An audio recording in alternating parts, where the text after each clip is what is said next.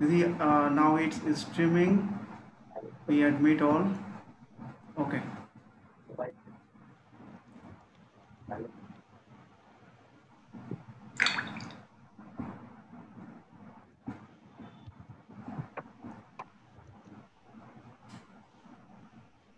Authority, you may start now.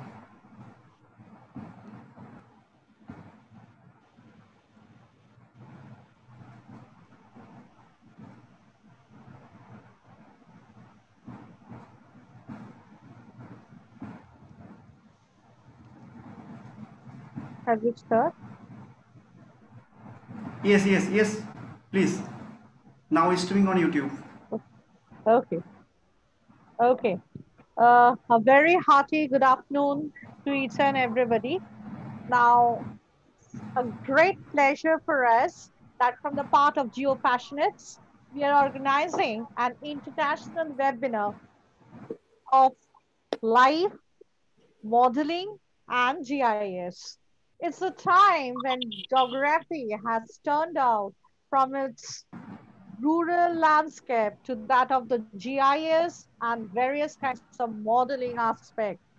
Geography is no more confined within the scope of mountains and plateaus, but has ranged the highlight of each and every particular moderation.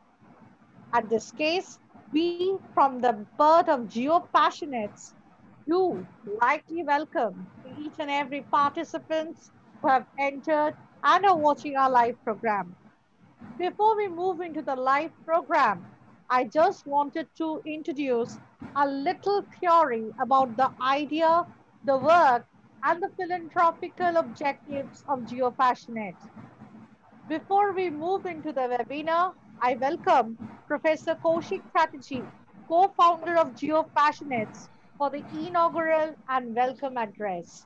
Professor Kaushik Chatterjee is the co-founder and he is associated with various kind of philanthropic activities with GeoPassionates that's going on. So I give the charge to Professor Kaushik Chatterjee.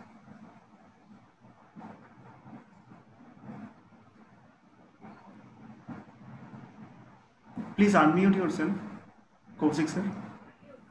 Okay. Okay, welcome all of you, all the participants, many of who are professors and as well as researchers over here, the students also. So let us proceed with the preliminary aspects wherein I want to share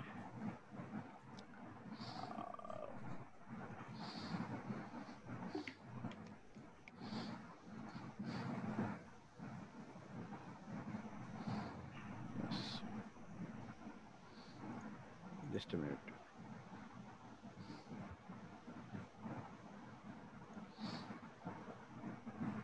Yes. Yes, all of you, welcome to Geopassionates. Often we search for our destiny or for many other expectations at a greater distance without listening or without realizing that they may be very near to us, as we do find here on the screen that the person is searching for the bird which is very near to it, but we are looking far.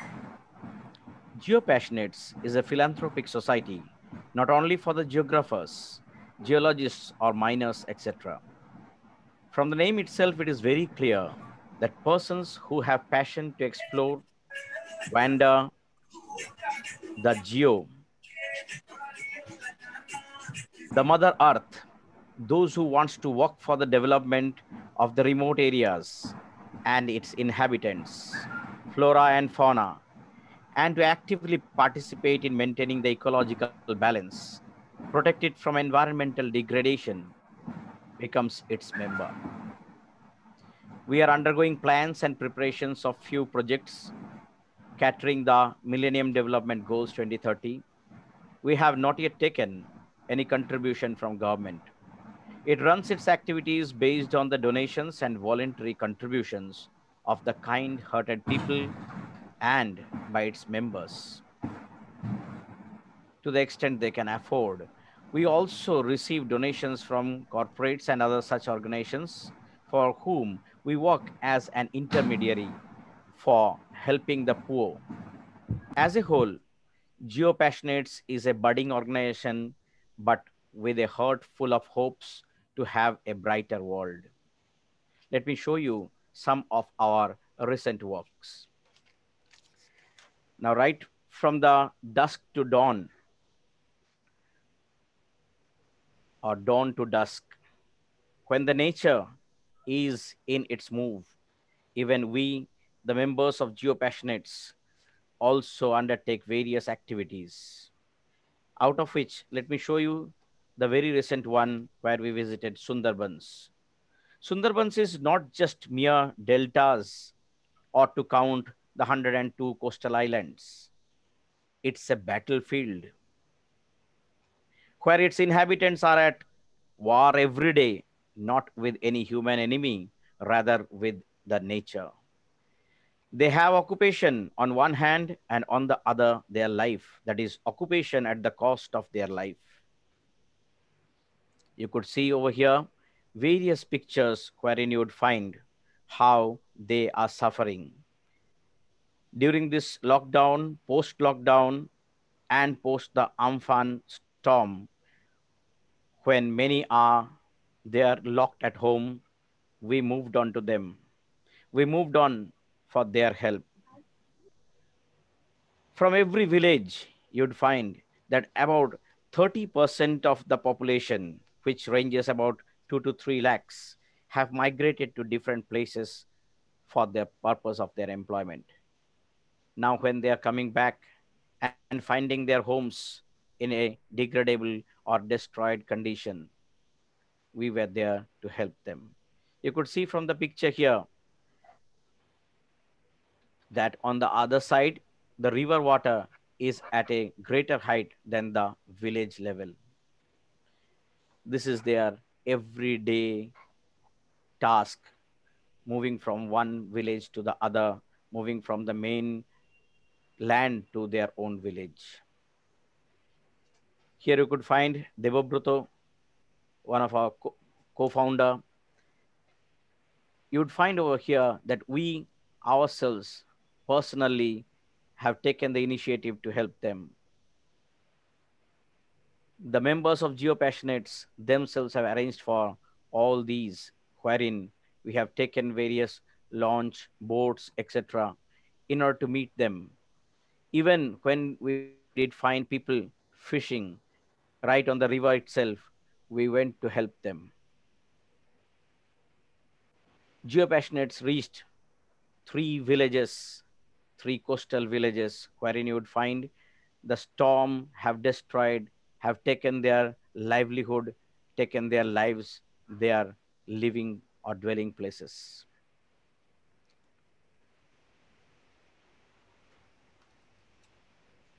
Here I would find that it is of very much grief that when we were heading towards them, it is very awkward to see how they run for help, run for the relief what we were providing there. These are some of our moves. We'd also show the day when we received some kind of, we can say, mental peace by, to certain extent, helping out them. We also go for not only No, no. Sundarbans, we also go for various other places. For example, in the case of Shal tree, how the inhabitants can be developed, can be helped, how those forests can be utilized. All these are our tasks. The seeds of Shal are of greater importance. They can provide much to the society which is yet going unnoticed. So we have to stand just for the benefit of these inhabitants. So wherever geopassionates see or geopassionates try to find out these types of people and goes for helping out them. Let me come to one of the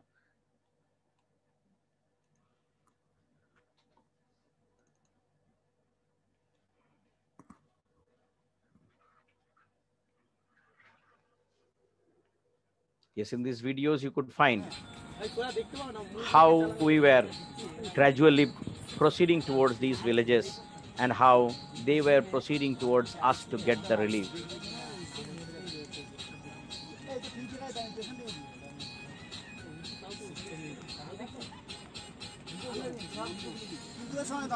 Request to all participants, please mute yourself. Now it is from the video what we are showing.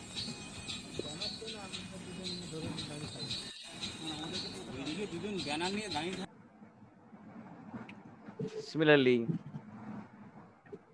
when we got down over there to help them out,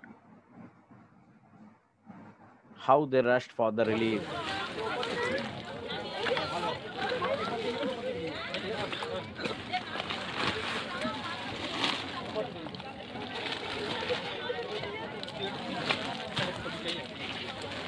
coupon কে নিচ্ছে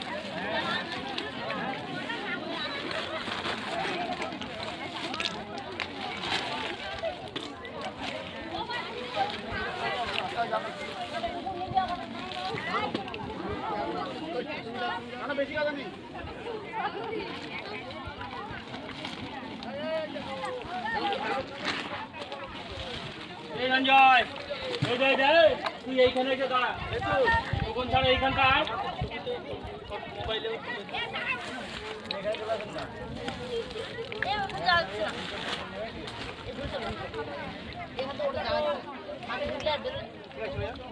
Kaushik sir, Yes. actually the video not playing here. Can you see Welcome this? to Geo Passionates. It's a group wherein you At find first, that please there are stop more your than PPT. 40,000 members, and very recently we had renamed the group. Which one so is as it? to Okay. include within it Just a minute. the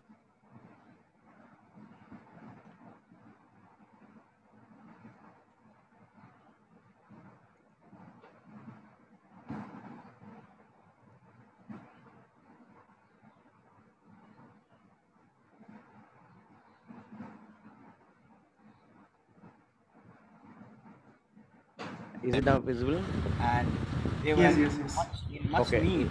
Passionates. Listen to this carefully. It's a group wherein you'd find that there are more than 40,000 members, and very recently we had renamed it. Full renamed screen the- it, sir, please. include within Yes. it the multi-dimensional Is it tasks. showing? Very recently, what you are finding over here, we are now Yes. in disturbance for the last 2 days. That means this is the second day today. We are into the coastal villages. We served near about 3 coastal villages with more than 200 families, providing relief to them, and they were in much need after the Amphan, storm and other natural disasters what they faced. Now after giving relief to them, we felt that there is much requirement of more employabilities or development of these areas. So from the group of Geo Passionates, we are welcoming you all that we would be with new ventures over here in these places in Sundarbans, and it is what we do hope and expect from you all to support us, help us in all forms so as we can extend our hands towards these inhabitants. We also welcome you to come with us, not only help but also take active participation into some kind of presentation, some kind of developmental activities, also share the innovative means and methods by which we can develop these inhabitants.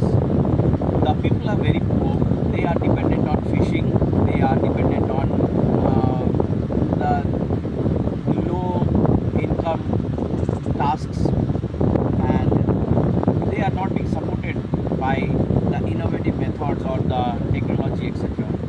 So we are planning for further development, we are planning for engaging them into different employable works, as well as have an overall growth and development of these sectors, both environmentally, ecologically, and for the benefit of these poor inhabitants. Here all these tasks are being um, organized by Mr. Devabruta Mondal. So you can listen from him regarding the rest of the part. Wherein we have these three villages. What we have served are Pakiralaya, the Chota Mulla Khali, and Kalidaspur. So though we have enjoyed it well, we are welcoming you all to come with us. We would be having these type of small trips, but which is some kind of enjoyment for us, but it is for a greater relief for these poor. Now listen to him, unto him.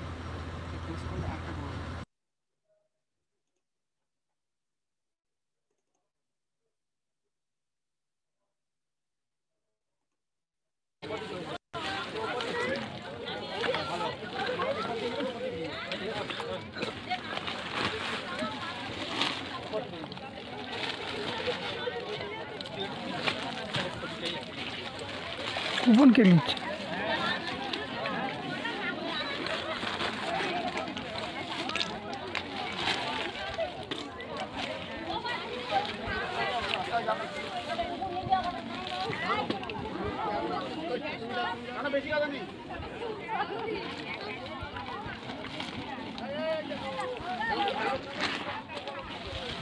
এই রঞ্জয় এই দে দে তুই এইখানে এসে দাঁড়া একটু ওখান ছাড়া এইখানটা আয় মোবাইলে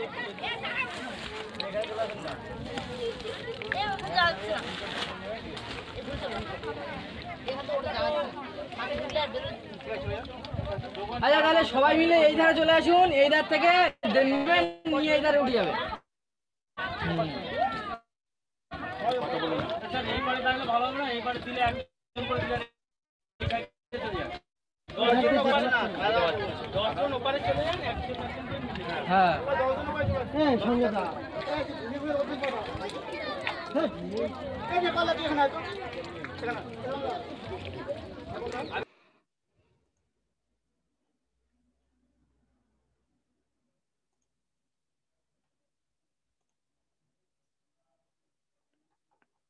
Yes, hope you have understood some of our tasks. These are also being carried forward only with your help. So let us proceed, not with these, rather with the main topic, that is the webinar.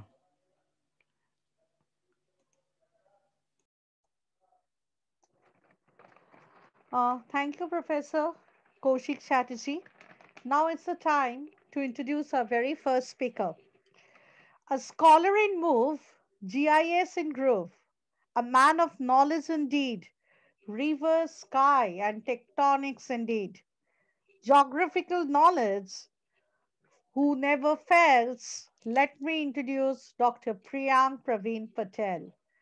So it is here the time that when we introduce the man of GIS, the man of remote sensing, his fascination to various kind of geomorphic and geotectonic works have made us speechless. At a very young age, he is serving as an assistant professor of one of the most prestigious institute of India, that is Presidency University. His chief interest is obviously river morphology, as we find that a lot of his papers are being focused over it. Particularly, the use of land cover, land uses has made him an eminent scholar among the most scholars present in India. His geography has turned out to be a field subject for Dr. Priyank Praveen Patel. He analyzed his students to be the most important part, having the observable quality within them. This kind of assignment of Dr. Priyank Patel has made us speechless.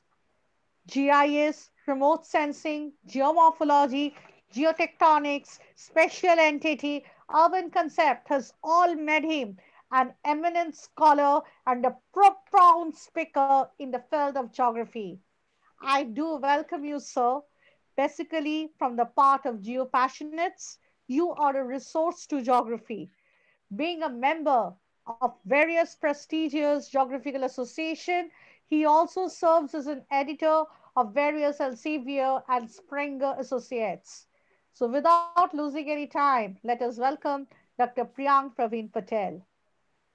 Welcome, sir, and you just go Hello. on with your topic. Right. Hello, everyone. Good afternoon. So let us start because I have around 40 minutes to talk to you today. So I'll start with the short presentation that I have to show you. I'll be mainly talking about, as the topic says, 3D modeling approaches in geography, its utilization. So it will not just be about geomorphology. Most of you may, work with geomorphology, but there are a lot of 3D modeling applications also in human geography realm, which are relevant today. So I'll just start with a presentation and I will go on from there and we'll talk at the end of it, right? So let us begin. The organizers, I will request them that for if any reason what I'm showing cannot be seen or there is a problem, please let me know, right? If the connection goes, please let me know. So what I'll do is I'll start with the presentation. So this is what we are talking about. This. We are at the Geo Passionates forum. So we are talking about 3D imaging and modeling approaches in geography. And what we are seeing is why are we doing this? Because we are basically talking about analysis of physical landscape, analysis of human landscape. And one of the main aspects which we do in analyzing physical landscapes is called geomorphometry. Now, morphometry is what you do traditionally from topographical maps or topo sheets or other such analog data. Geomorphometry is when you start doing it from GIS databases, when you start doing it from your various 3D databases, that satellite image databases that are available. So that is called geomorphometry, where basically you automatically extract the terrain that is there and you use something called digital elevation models, DEMs. Now DEMs are nothing but they are three-dimensional views of the Earth's surface or three-dimensional data sets of the Earth's surface. The reason why we go towards using them is that if we start using just topo sheets or if we are continuing to use just topo sheets, a lot of information gets lost from them.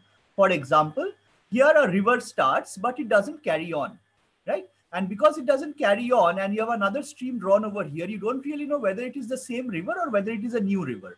And no topo sheet will ever show you all the types of rivers that are there because then the map will get too crowded. Or other times when you have topo sheets that have different, contour intervals, then the information will get lost across topo sheets, right? Even if you're using high resolution images, from where will you draw the river line? Because it gets lost amidst the cultivation patches that are taken up on the riverbed. So we often go into the realm of using digital elevation models and or what we call them is terrain data sets, right? Just like you have optical satellite image data sets, synthetic aperture radar, SAR, remote sensing data sets. This is another very special category of remote sensing data sets. So this is called a terrain data set. So this terrain data set can be made through three different ways. One is you do ground survey. So today, many colleges and universities, they do theodolites. Or the earlier practices were dumpy levels and theodolites, right? Analog surveying. But today we have total stations. Then we do not have in India till today, most colleges do not have a TLS or terrestrial Lidar, terrestrial laser scanner. That is very, very powerful.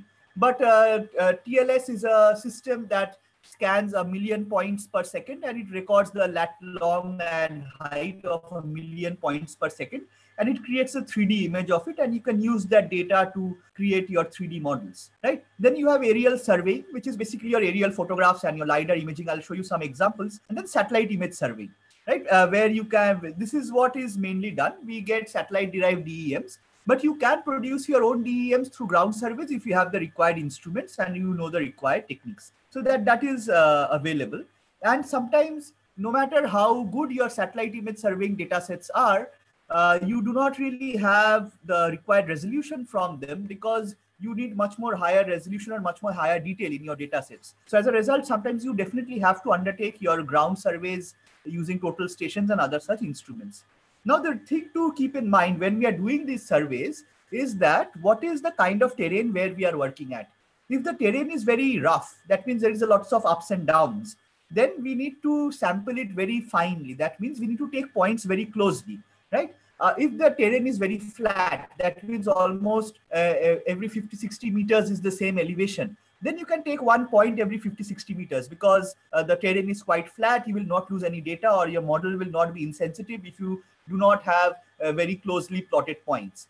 Also, what kind of resolution or pixel size you are seeking. Most of the free terrain datasets that we have, their resolution size is 30 meters. Some of them are 12.5 meters, right? So we can have this. But sometimes, say if you're working in a part of the Sundarbans, you need much more higher resolution data, 2 meter, 1 meter DEM datasets. So those are not available for free. You have to purchase them. The other thing that you need to keep in mind is whether you are using a DSM or a DTM. So what is the difference? A DSM is a digital surface model and a DTM is a digital terrain model. So a DSM basically shows the height of the first surface that the satellite sees from space. And the DTM is the bare earth model. So what's the difference? So if you have a mountain, say of 1000 meters, and if you have a tree on top that is of 30 meters, so in a DSM model, the height that will be recorded will be 1030 meters because you will have the height of the mountain.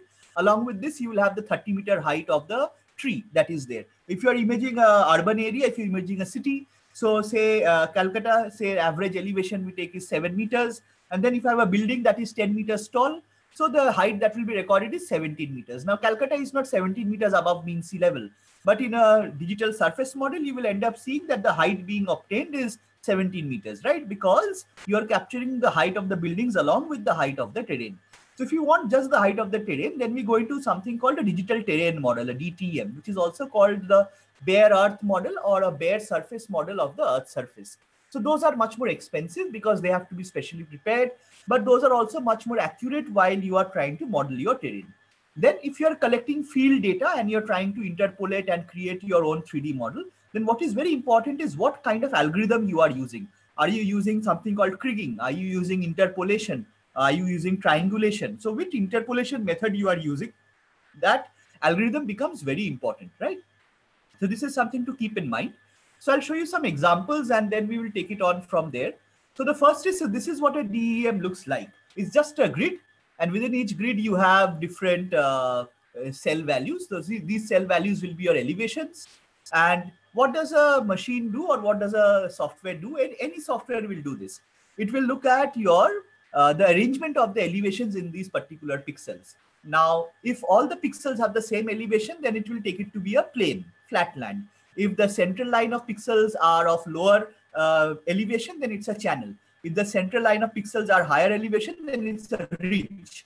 If the central most pixel is the highest elevation, then it becomes a mountain peak or a hill. So this is how a software automatically decodes the terrain facets that are there in the digital elevation model data. And you can go ahead and directly analyze the terrain. You do not need to map things out by hand. It saves you a lot of time. This possibly gives you greater accuracy depending on what kind of algorithm or size of the window you are doing for the analysis, right? So this is something that is very, very innovative and which can be very useful in analyzing terrain.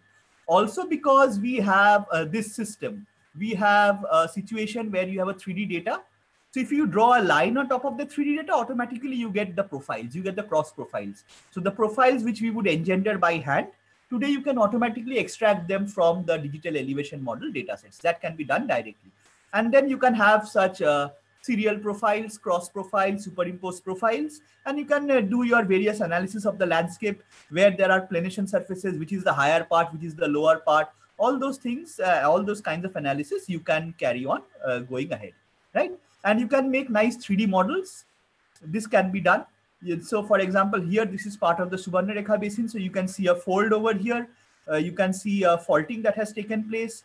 Then you can characterize the terrain over here, broad valleys, broad valleys, dissected hills, which are the peak areas. These can be directly ascertained from the digital elevation models, right? Then the other thing that we can do from DEM is not only look at the heights and not only look at the elevation distribution, but we can use something called a flow routing algorithm.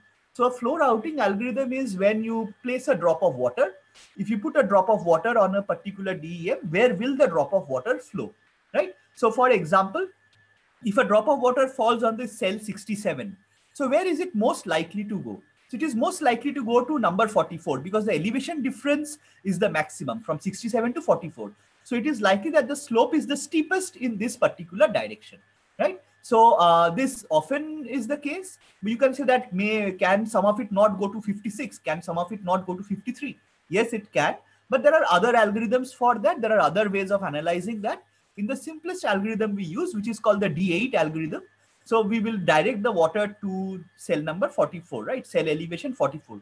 Why it is called the D8 method of potential flow line generation? Because the central cell is surrounded by 8 different cells, and the water goes into one of these particular 8 cells. And then from 44, it will go to 22, then to 16, then to 11. So if I join this up together, I end up getting what is a drainage network, right? And so I can derive the drainage network. So let me show you an example of this. So let me do a new share, and then let me show you this. So I guess you can see a small digital elevation model that is open. The lowest elevation is 138 meters. The highest elevation is 1233 meters. So if I put a drop of water over here, right? If I put a drop of water, say there's a drop of water that is about to drop in this part of the terrain. So if the drop of water falls, let's see what happens. What does the software do? So as soon as the drop of water falls, it draws out a blue line. So showing which is the next cell that the drop of water has gone to. Then again, which is the next cell, again, which is the next cell. And then it plots these cell values together, elevation values together, and you end up getting the long profile of the river. So it becomes very easy to analyze in which direction the water will flow, and then in which direction, and how you can automatically extract the long profile of the river. All you have to do is you have to just click. Okay, I'll show you another example. Let's say we have a drop of water that falls over here. See, again, immediately there will be a runoff, and you will get to see the long profile of the river that results. So you can directly, use these kind of techniques and go ahead with your studies. So this is one kind of work that can be easily done. Yeah. So I'll start sharing again. Right. So we were over here. So this is what is called extracting potential flow lines. So this can be done.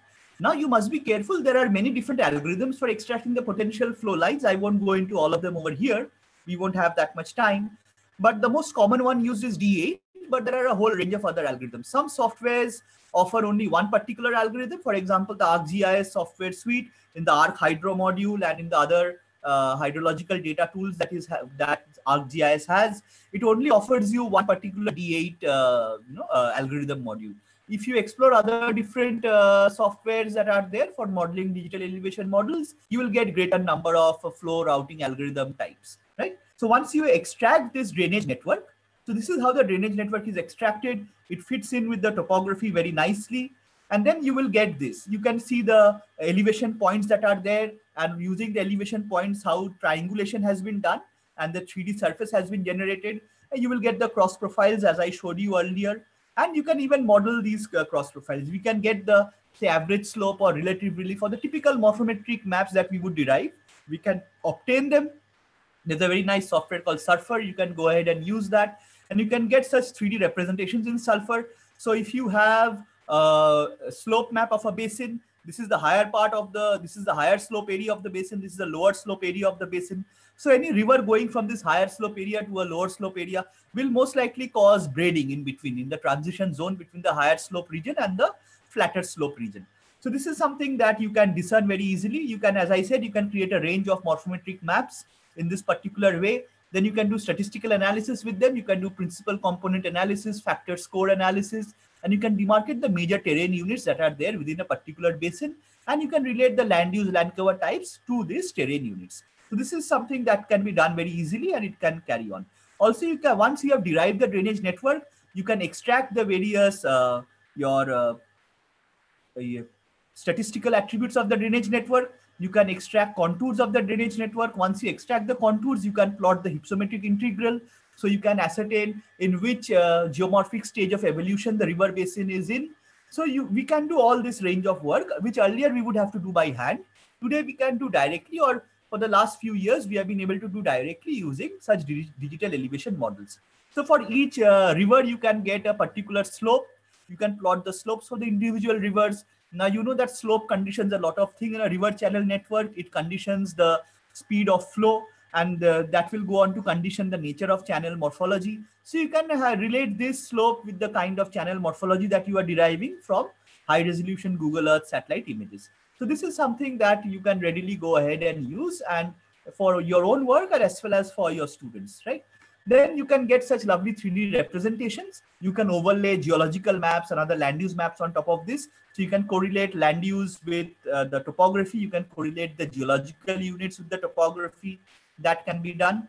You can get nice 3D profiles. You can use MS Excel and you can use Paint, MS Paint to derive such 3D profiles and plot them together. So the serial profiles that we would draw by hand, you can now get them directly from these kind of digital elevation models, right? Then, but the thing that I warned you about, that just like you must be aware of which kind of flow routing algorithm you are using, you must also be aware of the kind of resolution of the DEM that you are using, because all DEMs are not suitable for all purposes. Sometimes coarser DEMs are better, sometimes finer resolution DEMs are better. Often we try and move towards finer resolution DEMs all the time. So we did a study, and this is published. I'll show you the paper if you want to download it and read it in further details. We took a mountain basin because why? Because in a mountain basin, the ambiguity of the flow is much less. In a flatland terrain, the ambiguity of flow will be much more, because in a flat deltaic landscape, it is much more harder to get very accurate drainage lines, because the water can go off in any particular direction. In a braided network situation, in a distributory situation, again, it is very difficult to derive accurate drainage networks from digital elevation models, because especially in a D8 method, you will have only one particular flow direction, right? Whereas you will have just a minute. I think can I be seen and heard? Yes. Devabroto? Hello. Hello, can I be seen and heard? Yes. Hello, শোনা যাচ্ছে? হ্যাঁ sir, ওকে, হ্যাঁ sir বলুন। আচ্ছা, ঠিক আছে।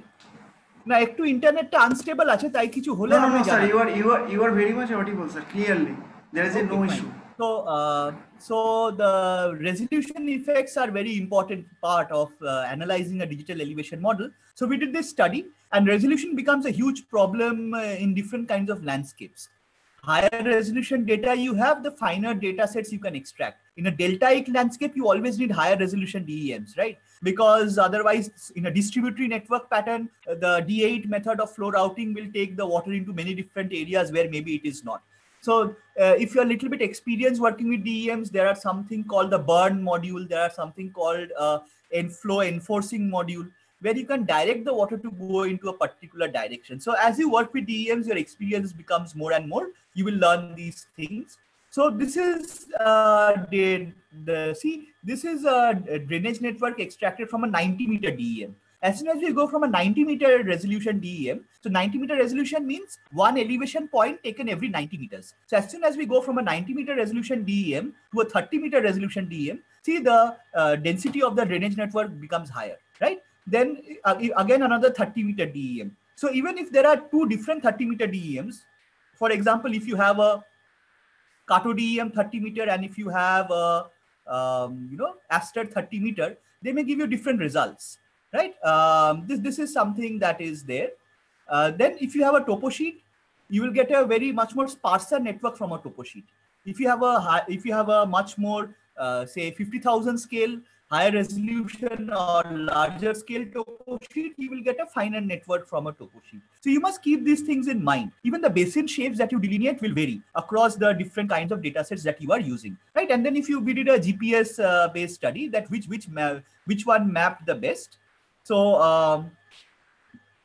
you will see that from the different data sets that are there, you will get different orders or different numbers of rivers will be extracted. So you need to be very much aware, and in your research, you need to justify which DEM data sets you are using, so that becomes a very fundamental part of the work, right? So again, this was comparing with the GPS reading. So we found that some DEMs were better and more accurate than other DEMs. So there's a difference that occurs, right? And say if we derive maps, say this is an elevation map or a relative relief map that we derive, so they will vary across the different kinds of DEMs that are there. So all the DEMs will not give you the same output.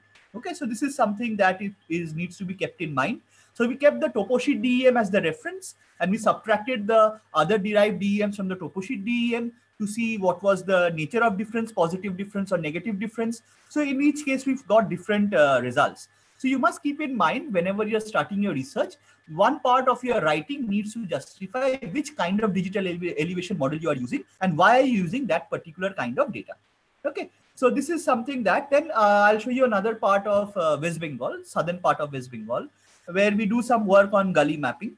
So this is a part of the terrain over here. High resolution gullies. We use a high resolution data set, so we can get a 3D model like this. We can correlate the land. We can correlate the land use on top of this 3D model, and then you can tell the software to see which are the convex parts of the slope, which are the concave parts of the slope. Where slopes are convex, water will diverge, water will flow away, and where slopes are concave, water will accumulate, water will gather together. So on convex slopes where water is flowing away, you will have sheet wash. Right, you will have weathering will be the main cause of erosion or denudation. And where you will have concave slopes where water is accumulating, their rill and gully erosion will be the main form of your denudation that will be carried on. So if you can model this into a DEM, you can demarcate where is convex slope, where is concave slope. You can extract a gully network, you can put it on top of Google Earth, and you can check whether it is accurate or not. And then you can get the drainage basins of the gully network and see their soil loss estimates, right? So if this is a satellite image of the area, and then we can get the drainage networks, then we can do some numerical modeling to see which basin is giving the greatest amount of sediments that are there, right? So this is one kind of modeling again that can be done with high resolution DEMs. Then what we have is we have a very new technique called structure from motion, where you can create your own high resolution digital elevation models. So far, what I was showing you was satellite derived DEMs. Now we are going into your own generated or ground survey DEMs, handheld camera or handheld total station made DEMs, or even using drones today. Drones have come up in a really big way. So using drones or using handheld cameras or total stations, we use the structure from motion technique, and we use what is structure from motion. There, if you have a camera and you rotate the camera around a particular object and you take photographs all around the object, and where the camera lines intersect, there you will have a 3D of the object that forms using some special algorithms. So I'll show you a small video on this. So this is what happens, right? So as the camera moves or as the camera positions are plotted, you will end up getting a 3D of the object that is over there. Okay. So this is what happens. And so if I'll show you one example, we did a test case for a small gully. You cannot even see the gully from Google Earth images. It is so small. But if we took the photographs, this is the gully. If we took the photographs and these are the points, you can match the points. And these are 3D models that you can get of the gully basin. And the photographs and the things you are seeing now, the images you are seeing now, these are the actual 3D models of the gully. These are not just photographs. These are actual 3D models of the gully basin that is there. And then using these models, you can derive your flow accumulation, the stuff that I showed you. You get very high resolution DEMs. And you can go ahead and do that one. And similarly with, say, a rill. So if there is a very small rill, so this is 8 million points, 8 million cloud points that have been 8 million points that have been plotted in a cloud form, and you can end up getting the data set that is there. You can end up getting the 3D data that is there. So this is basically called point cloud generation, where you put individual points, you plot the individual points from the different surveys, whether it is a total station survey or whether it is a high resolution LiDAR survey. LiDAR is light detection and ranging, that is extremely high resolution. We don't have that much of it in India till date. Or whether it's using a handheld camera or drone survey, you plot the individual points. The points will correlate together, the points will accumulate together, and they will produce a 3D model for you. And you can get your 3D data sets from that. And then we use a special machine called a Schmidt hammer, which gives us rock resistance. And so we can plot the rock resistance along such gullies. And once we have created a 3D of such gullies, we can plot the rock resistance and show that which part of the gully is more resistant, which part of the gully is less resistant. So where soil erosion will take place more, which part of rock weathering will happen more. So this kind of work can be done. So what we can also do is we can create something called 3D PDFs. Or if I show you another example of this, right? So let me show you this particular thing. So see, we can get this kind of 3D model outputs. Now you may think that this is a photograph, right? It just looks like there are some caves and there are some earth pillars and this is a kind of a 3D photograph. This is a kind of a photograph, but this is actually the output of that 3D modeling that I was explaining to you just a little while ago. And what you can do is you can zoom into this. See, you can zoom in, you can zoom out of this, you can rotate this particular feature this way and that. So you can actually go into the different caves, right? You can analyze the caves in much more detail. So this is the kind of 3D models that you can create once you have learned these techniques, or if you're using these techniques in your particular research work. Okay, let me show you another example. So this is the Gully channel. This is where erosion has taken place along a Gully channel. Now I can rotate this and I can see what has happened at the bottom of the Gully channel also. What are the erosional features that has happened at the bottom of the Gully channel also. This is not possible through satellite remote sensing, because in satellite remote sensing, you will only see the top part. You will never see the bottom part. But using these newer techniques, you can actually rotate this. You can go zoom in. You can look at the hollows and the erosion things that have happened at the bottom of the channels. So if you want to play around with these models further, we have created these data sets. So these data sets are available online. You can download these data sets. I'll show you some of the papers that are there in a while. So you can download these models and you can play around with them and you can learn some more, right? So for example, this is the gully that I was showing you about. Now I can zoom into that gully. I can look at the individual pebbles. I can look at the changes that have occurred. So this is the later stage of the gully. This is the earlier stage of the gully. I assume that this can be seen. So you can see the individual gully that I was showing you about, the individual reel I was showing you about. So you can look at very micro or micro aspects of the terrain. So this is something that can be studied and done very nicely, right? So this is possible to do. Then I'll just stop sharing and I'll show you some two other documents. So let them load up. Right. So the documents that I was telling you about, the research papers, if you want to read them and study them. So these are the two research papers that are there. Let me just share the screen and show them to you. Right. So this is the paper I was talking about, the digital elevation model, which kind of resolution, which data set to use. So this is the paper you can refer to. This is the ID. You can publish, you can obtain the paper for free. It's available, and you can use this paper to study more about what are the effects of DEM resolution on such modeling studies. Along with this is the 3D modeling paper that I was talking about, the 3D models that you saw just now.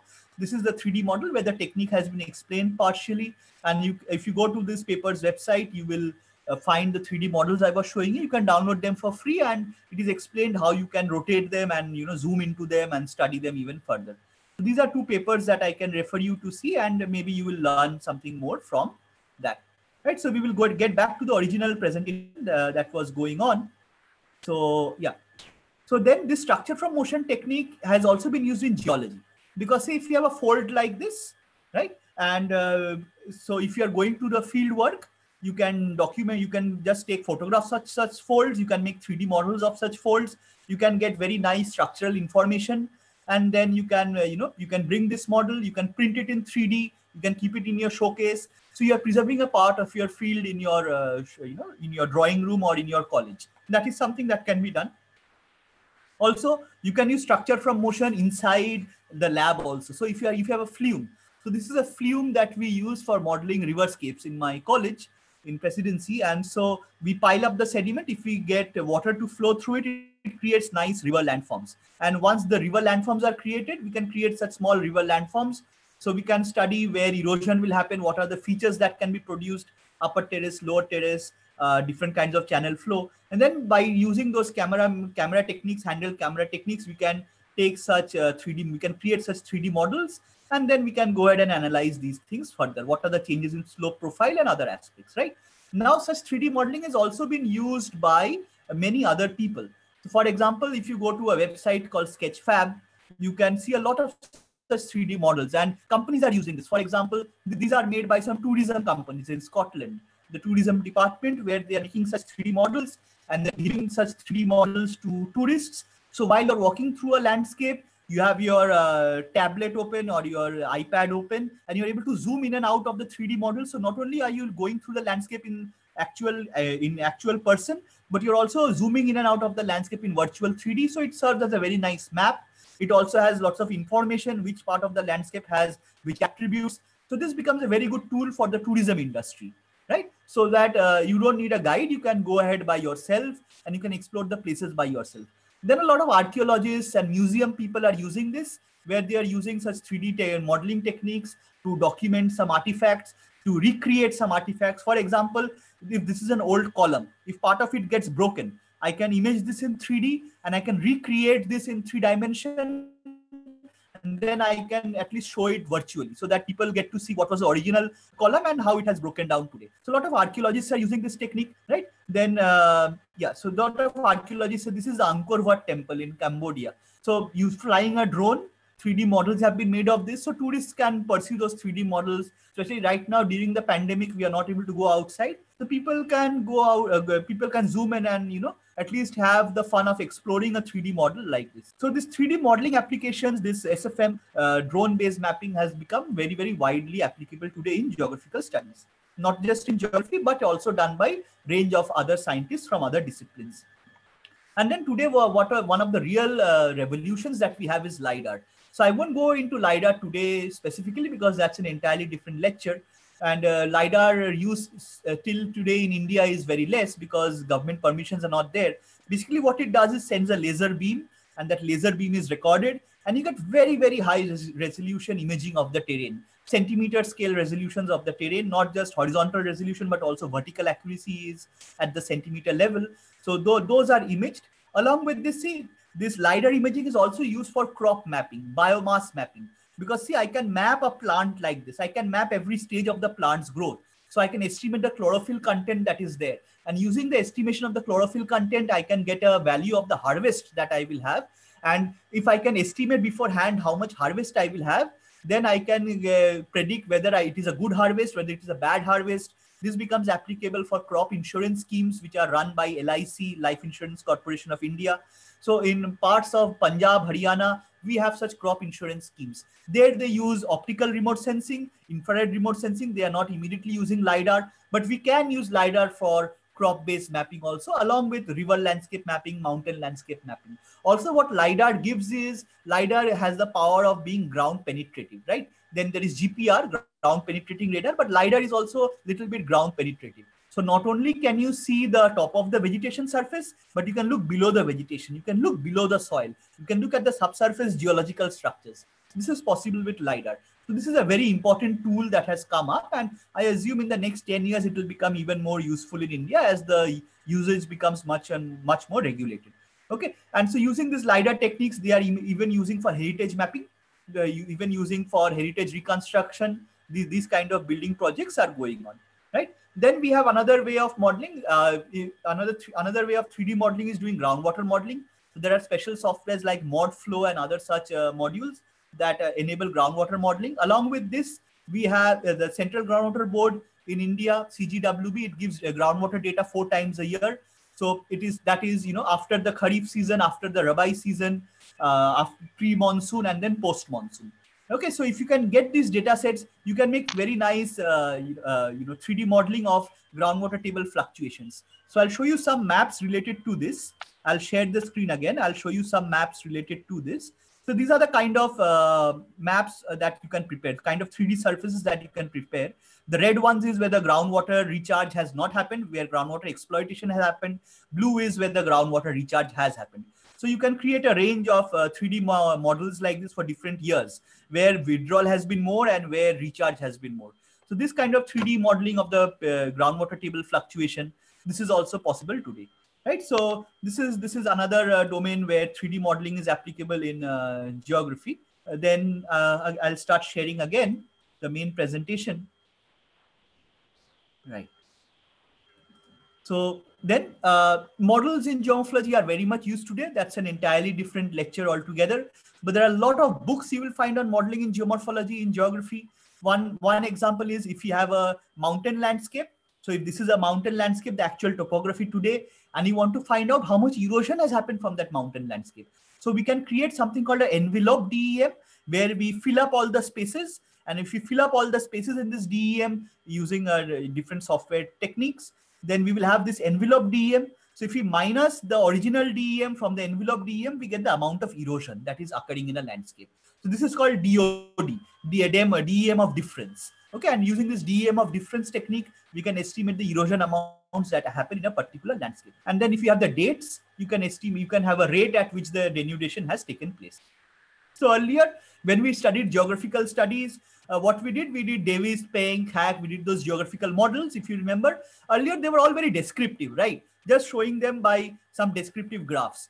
Today, we have gone into much more quantification, where we have converted these descriptive graphs into mathematical graphs. And using these mathematical graphs, we now have some equations, we now have some models. So if you visit the CSDMS website at the University of Colorado, they will have a lot of tools and websites that are there that can be directly used. For example, let me show you one model called LandLab. I'll just stop this sharing. I'll show you one model called LandLab.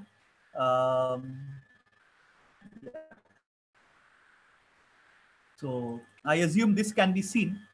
So see, this is the model, that this is a basin landscape that is there at present. Now using that model, I can simulate. Using the model, I can put in values for rock resistance. I can put in values for erosion rates. Obviously, I have to get this field derived. I can't make them up. So, and then I can tell the software what will be the landscape like in the next after 10,000 years. So it will give me a particular output. So I can go back in time also, I can go forward in time also. If I have this particular landscape and I put in the same coefficients, I can tell the software what was the landscape like 10,000 years ago, maybe. So show me that example. So it will give me that particular example, right? So I can automatically derive river long profiles. I can plot the gradients of the long profiles on the 3D models. I can find out the steepness of particular streams. I can use stream gradient indices to find out where tectonics have occurred more, where tectonic fault impacts are less. So this kind of 3D modeling is widespread today in geomorphology. This kind of modeling can be done very, very nicely. This is very common. Then I'll stop this sharing. I'll start the presentation again. So you can explore the CSDMS website. There are lots of tools like Topo Toolbox, LandLab. These tools are available. Then one of the major areas where 3D modeling is important in geomorphology today, in geography today, is in hydrological networks. Hydrological, that is river basins, rainfall estimation, rainfall mapping, then flood mapping. These kind of things are available. So today, since we study river basins, we are able to reduce river basins into equations. What is the amount of input precipitation? What is the amount of throughput discharge? And what is the final output of sediment? So we are able to use this input, throughput, output algorithms. We are able to model the river basins and see, we are able to create runoff models. So if I have this, you will see the animation. So every month of the year, which part of the world has greatest amount of runoff? So for example, if you see India will become very dark blue in the months of July and August, because that is our summer monsoon season. So at that time of the year, we have the greatest amount of runoff. So we are able to create very nice, such almost real-time multi-temporal models using these kind of modeling techniques and 3D modeling techniques in geomorphology or geography, right? So these are the outputs that you will get. You can see Google Earth Engine, you can generate outputs like this from there. You can get streamflow data sets. And then, so basically we use softwares like Geo HMS or HEC HMS, or where if you input the rainfall pattern, if you input the land use, you will get the hydrograph as an output. Then I can use the hydrograph and I can input it into the river network. I have the river cross sections. If I have the river cross sections, it will show me the inundation. So this is an example of a model called HEC-RAS, HEC-RAS, HEC-RAS, or HEC-GeoRAS, so which does flood inundation modeling, right? So let me show you some examples of this. Again, I'll share a new window. So let me show you the HEC-RAS module, how it looks. So this is what the HEC-RAS module looks like. And if I open this, so we teach this to our students in postgraduate level. This is what the HEC-RAS module looks like. And then if I have the results, over here, I can simulate what kind of flood situation was there for a particular year. I have the river cross sections, what kind of, which part of the floodplain got inundated, which part was covered by water. So if you think of an area like the Sundarbans, you can use this kind of modeling there, or any part of the Ganga plains. You can use this kind of modeling over there and see that which area is affected by floods at which time of the year, or what duration of floods occurs, how long does the water stay in a particular place. And you have a whole range of such modeling tools that are available today in geography, which are using 3D models. A lot of them do not use 3D models, right? A lot of them directly use Excel sheets or other mathematical techniques. But since that lecture is mainly with 3D models, I focused on that. So these are the kind of techniques that are there with flood inundation modeling. You can even make small videos. You can even make small videos of the landscape that are there. So I'll show you one example. Let me see if I can show you one particular example. I'll share the video also. Right, just a minute.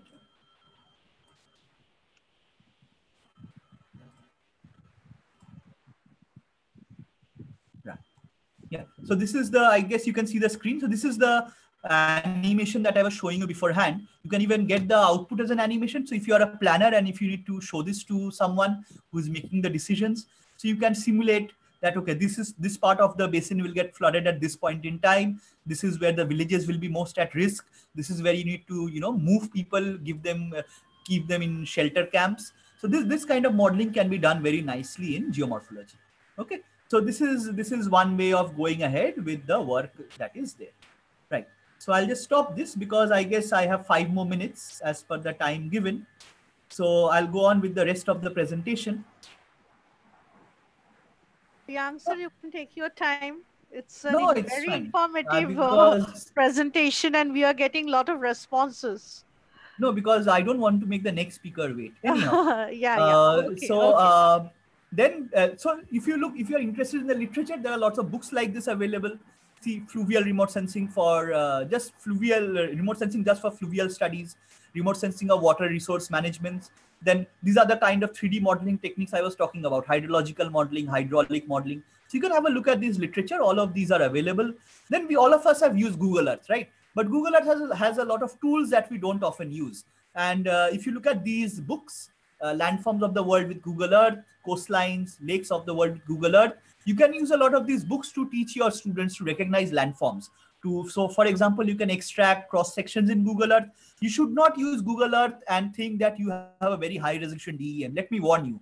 There are many people who say that they have made a 1 meter DEM or a 5 meter DEM from Google Earth. That is not possible, because Google Earth DEM is basically the SRTM DEM, that is 30 meter data.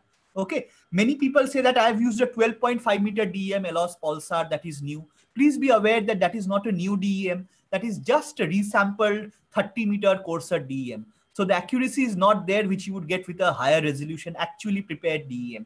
If you really need higher resolution, actual new DEMs, you have to buy them.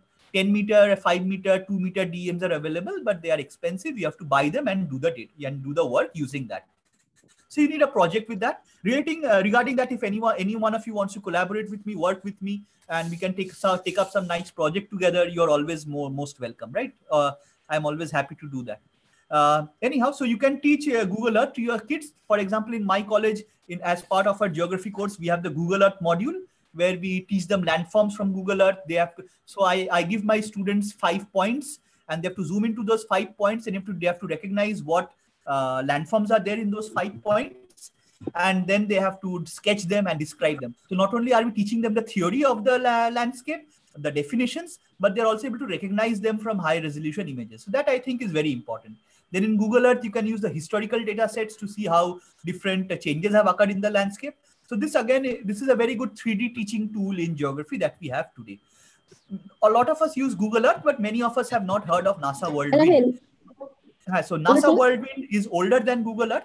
You can use NASA Worldwind, and it has much more layers. For example, temperature, cloud data sets, hazard data sets. So this is a data set that you can again go ahead and use and teach your students. And again, I won't touch on drones much today because drones are a very, very specialized lecture in themselves. But drone mapping has come up hugely. This has been integrated into geography, geomorphology in the last 5 or 10 years or so. I would say the last 10 years. And this industry is really taking off in India. So many jobs are there in this sector. So those of you who want and you are interested in drone-related mapping, drone-related surveying, you can go ahead into these sectors and you can get good employments, right? So this is from drone data sets and other data sets. So you basically, what you do is photogrammetry. So you have, this is your typical workstation. This is your typical job that you will do, where you have a 3D glass, you have a 3D mouse, and you make the 3-dimension models of the landscape using the images or photographs that are captured either by drone or by high resolution satellites or by aerial surveys, okay, or even by ground surveys. So these are so CampSats is a company in India that does this work. Rolta is another company. So if you train yourselves properly, you can go and get employed in such companies. And a lot of good jobs are there. The geospatial industry is very important, especially in the pandemic situation. It's become even more important because location matters. We are realizing that today where we are, and location-based services, LBS, location-based delivery of services, has become very important in the commercial sector. A lot of business modules are revolve around the delivery of services to a particular location. So you have companies like Amazon, Zomato, Flipkart, so Domino's, all based on home delivery systems, right? So that is there again, GIS and such 3D mapping becomes very important. Okay, so not just in geomorphology, but even in human geography. So for example, today we cannot go out of our homes, but we have virtual museum tours where museums have been made in 3D. So you can go into the museums, you can have access to their maps, and all the museum exhibits are made in 3D using the imaging techniques that I showed you briefly earlier. And so these things are available online. So basically the same technique. So a geographer can go ahead and do this work with museum people. And then also what we are doing is we are creating something called digital city twins or city GML. ArcGIS has a special software module called City Engine, ArcGIS City Engine, where you can construct an entire city in 3D. Google has something called Google SketchUp, where you can create 3D models of individual buildings. And in this way, you can create an entire city block.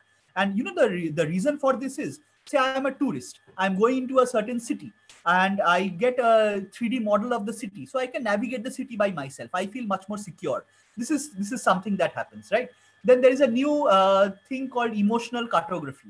Emotional cartography is where I plot my emotions across the city landscape to see which part of the city I think is safer, where my heartbeat is lower, which part of the city I think is more dangerous, so my heartbeat goes up. So I can plot heart rates across a 3D model of a city, and I can see, you know, which part needs possibly policing, which part needs emergency services, which parts people think are unsafe neighborhoods. So 3D city modeling has become very, very important, right? So ESRI has a lot of software for this. Autodesk has a lot of software for this.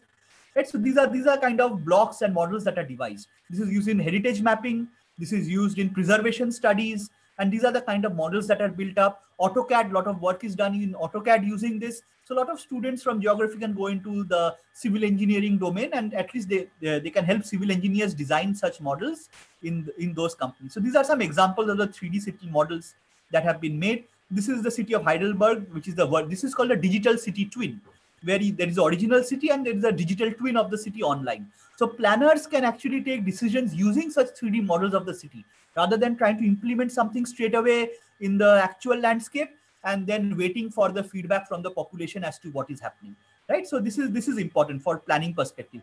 So like I said, walk through urban environment, you can actually take a 3D tour. So if you want, so where is this becoming important? If I'm a real estate agent and I want to sell a flat, or if I want to sell a home to a particular person, I can take them through a walk in the urban environment where they plan to buy their home. I can show them in 3D virtual environment what is the nature of the neighborhood. So they will decide whether they want to buy a home in this particular place or they do not want to buy a home in this particular place. If you see the Google Earth platform, you will see things like Google Street View. Then there's a small picture for a small icon of a person. If you click that, you will go into the street view areas and you will get to see the virtual environments that have been constructed, right? What Google is doing, not only they will have in the near future, they will not only have the outdoor environment, they will also have the indoor environment. So there are questions of privacy that arise, but people are wanting this so that they can see a particular place before they go into that. So 3D modeling is huge, not only in physical geography, but also in human geography, right? And today we have virtual reality simulations. These virtual reality games, all of you are aware of. We had PUBG that was banned. There are other first-person shooter games, right? And so you can devise such games and see. You can use these 3D models to teach driving to someone. There are very good pilot games or very good plane flying games where pilots learn how to train themselves. then I don't know, there is if any of you have seen in Google Earth also, you can fly a fighter jet or you can fly a helicopter. Please go ahead and explore. So you can see the entire surface in 3D while you are flying a plane. You can get that particular experience also, right? So again, we using these LiDAR maps, using such 3D virtual terrain maps, we can exhibit or we can show a particular landscape to different people. We can show how urban renewal is taking place. So these are the kind of things that have been taken up by companies, right? Virtual cities. And for example, SimCity or some another software called City Skyline 3D. The government of Sweden, the city of Stockholm, the capital of Sweden, they have used this SimCity and City Skyline to entirely remodel their ports and waterfront. First in virtual dimension, then when they saw that the plan will work, then they created that on the ground. Then a School of Planning and Architecture in Bhopal and in Delhi in India, they teach students this SimCity modules. Why? Because in SimCity, you will have to design a city by yourself. Now, some say it is restrictive, but because you have to only go by the rules of the game, so it only allows you to learn one particular type of urban planning. But imagine the potential. If I give my student at the beginning of the semester the SimCity module, I tell him or her that you create a city and show me. Only if they have learned the urban planning principles properly in my classroom, they will be able to create the city properly. And I will see at the end of the semester whether they have made a good model. So not only have they learned the theory of it, they are also able to design it in person, right? So they have gone some way towards becoming a good urban planner, learning the various urban principles that are there. So these are some things that are able to do. See, so a player is able to manipulate the city, control the population, allocate different resources. So all the things that we teach our students in different courses in geography. So this is a very, very good learning tool technique that is there. So I'll stop now because it's already 10 past 5. But there are a lot more things to say about 3D modeling in geography. Please explore them further. These are some of the sites and softwares you can see. If you are interested in a career in the geospatial domain, please look at such magazines. There are other magazines on drones and other 3D modeling, right? Please look into that. So this is my email. I will stop for now. Thank you so much for having given me this opportunity. And this is my email. Do write in with any queries. And right, that is all I had to say today. Right. Thank you.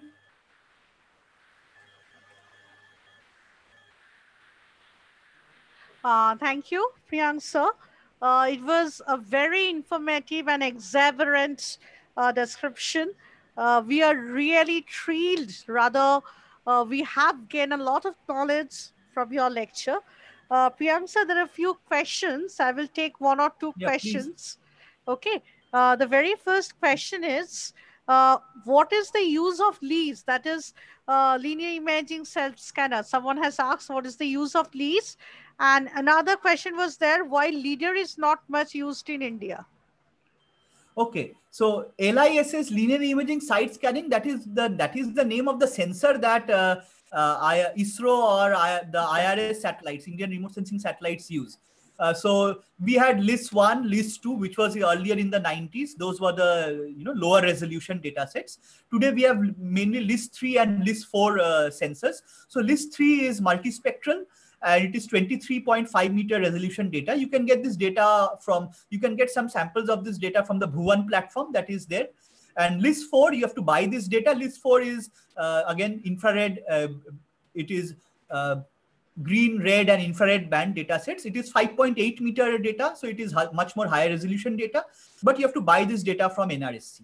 So LIS is basically the name of the sensor that are on board the Indian remote sensing satellites. And the another question was why Lidar is not much used in India? Yeah, the LiDAR data is very expensive because say a terrestrial laser scanner, that instrument, a ground-based terrestrial laser scanner, that costs at least the lowest model costs around 60 lakhs. So it is a huge amount of money. But there are companies that use LiDAR, private companies, corporate companies who undertake surveys. For example, I have seen LiDAR being used in the Damodar Valley coal fields because to map subsidence, because you need to map the subsidence even at centimeter scale, it needs to be accurate. So to get very high resolution data sets, they are used. LiDAR is used, but it is used by government agencies. For example, NRSC Hyderabad, they have made a LiDAR based model of the part of the Godavari basin where they test the various flood models that are there. So you can go to the various courses run by NRSC in Hyderabad. Many of the courses are offered online also through the EduSat platform of IIRS. So there they will show you some of these models. Because it is not still cost effective, it is not there in India. Also, because the data is so high resolution, government has kept some restrictions. Not everybody will have permission to use it. But if you want to explore LiDAR data, you can get free LiDAR data sets of the US or of the UK.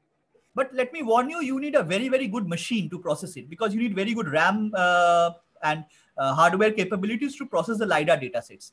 So for example, the SFM modules I was showing you, it usually takes me 1 or 2 days to process the modules on an 8 GB machine, right? So it is very, very hardware extensive. Right. Another few questions. I'm just merging up the question. Right. Which 3D model is used for prevention of riverbank erosion and river gradient? And Okay. there was another question that what is the name of the software that can be used for drainage and other modeling?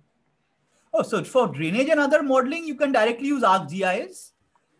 Because ArcGIS has this Arc Hydro module inbuilt into it. I don't like it that much. There are a whole range of other free softwares.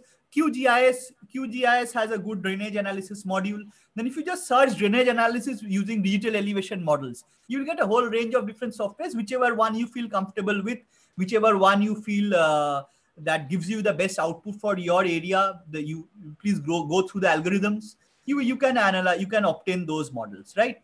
The 3D model for river bank erosion. See, river bank erosion is very difficult to see from airborne 3D from airborne images. Why? Because you are just getting a top-down view. You're not getting a sideways view from the airborne satellites.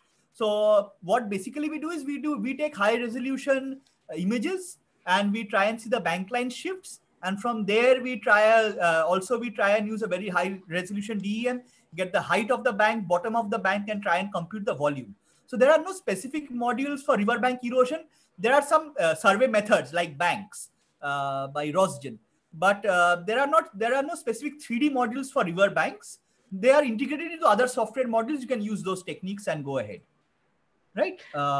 Okay, there was another question. To identify certain tools which can help us for a 3D view and 3D viewing of campus. Tools that can allow you to have a 3D view of the campus. Yes. Okay. So very nicely, you can today, if you can hire a drone, you can make a 3D view. So BA badite onake drone hire kore. So you can hire a drone and get a nice 3D view of your campus. You can get but you can't fly it. Drone flying needs a license. So the person needs to have a license who is flying the drone. Otherwise, if you have a very tall buildings in your campus, you can go on top of the building, take photographs from all angles, and then you can sew the photographs together. You can stitch the photographs together in different, say Instagram has some filters and other different softwares. Photo stitching softwares are there. You can stitch them and you can get a panoramic view of your campus. Yes. But best views might be obtainable from drones because they will give the direct, top-down view of the landscape. There was another question, Priyank sir, that which software can be used to generate the flow direction? Flow direction, again, ArcGIS, QGIS, any software that has a flow routing algorithms. Right? There's another thing that I teach my students called white box, geospatial white box. People use that also. I think there is a really a relevant question that why there is, since we all are geographers, but definitely there is a research gap specifically in graduation level and post-graduation level in using of 3D modeling in GIS. Still many of us don't have a very clear idea. So this was the question that why such a research gap exists? Because we don't tell our teachers that please teach us. We are happy with the little that they teach us. Means yes. Teachers like me are basically phakibaj. If you don't tell me to teach you, why will I teach you? So basically we have to learn from outside that is why I showed you the magazines and other things, right? Mm-hmm. Because if I learn about the different softwares, then I can go and ask my professor that, sir, madam, I have seen this. Can you give me some insight into this? Now, sometimes my students ask me questions. I don't know all of it. So I will tell them that I'll come back to you in a couple of days. And then we will look at the 3D models together. See, it also depends on the resource availability. All colleges do not have all kinds of resources. Yes. But again, like I said, if you want to collaborate with me, my department, you are always welcome. My college has, in my undergraduate and postgraduate course, we have these 3D module softwares. So it is part of their learning. It is especially those who take up different urban or fluvial special papers, specializations, they have to learn 3-4 such softwares because their entire dissertation is based around doing such modeling. Okay, so basically we have to ask our teachers to help us with this. Explore ourselves and then ask our Priyanka, teachers. just another last question we have. There are a few students who have asked for some name of some renowned GIS books. I think Okay, GIS books are, so in if your you slide. want in the Indian domain, I think you have Vasudev Bhatto sir's books for geoinformatics and remote sensing. If I go abroad, then books by Jensen, then Goodchild, Longley and Goodchild, that is a very good GIS book. Bora and McDonnell, that is a very good GIS book, right? What I'll do is I will paste some of the names of the books in, or I'll send you some of the names of the GIS books and you can share with them. Yes. I saw one other question. How can we acquire DEM of 10-meter resolution? Yes, that's just now come. How can we acquire DEM of 10-meter resolution? You can buy. ISRO will say, NRC will sell you the DEM of Kato DEM that is 10-meter resolution. Be aware that it is a DSM, it is not a DTM. So it will have the height of the trees and buildings incorporated into it. It's not giving you bare earth model. Also be aware that it's an ellipsoidal DEM. So the height of the DEM is not from the sea level. There are two types of DEM. One is a geoidal DEM, one is an ellipsoidal DEM. Geoidal DEMs are like SRTM and ASTER. They measure the height from the sea level. Ellipsoidal DEM measures from the local reference level, local datum, which is not the sea level. So you have to do the correction. The correction you will do using the gravity anomaly data for this part of the Indian subcontinent. So you have to download that gravity anomaly data and then there are some techniques you have to correct the data. But the 10-meter DEM you can buy 5-meter, 2-meter DEM, very expensive, but you can buy if you have the funds. Thank you, Priyanka, for such an informative lecture. We are really pleased to have you with us, and definitely we are not leaving you. Maybe in the future you are with us, you will be with us. Okay. Thank you, sir, once again to be associated with Geo Passionates, and as a member from Geo Passionate, I am indebted to you for such a wonderful lecture. Thank you once again. Without losing any time, let me introduce my second speaker. He's an international speaker from Tunisia, a man of model, a man of software, knowledge prevails everywhere, a man with a key. It is none other than Patrick Mcfee. Patrick Mcfee is a geologist working in the mining industry, and he's a mining geologist from Tunisia. He is involved in multiple mining projects around the world and worked as a consultant for known international companies like Vale, SLN, Eramet, etc. He is certified by the Australian Institute of Mining and Metallurgy in JR code reporting. He worked in a lot of commodities, including the gold, nickel, phosphates, copper, etc. Patrick Mcfee has a very great and solid experience using in the top mining packages around the world and the latest software technology which involves the idea of geomorphology in it. He is the man of GIS and software, and without losing any time, I welcome Patrick Mcfee, the great geologist from Tunisia, in our webinar.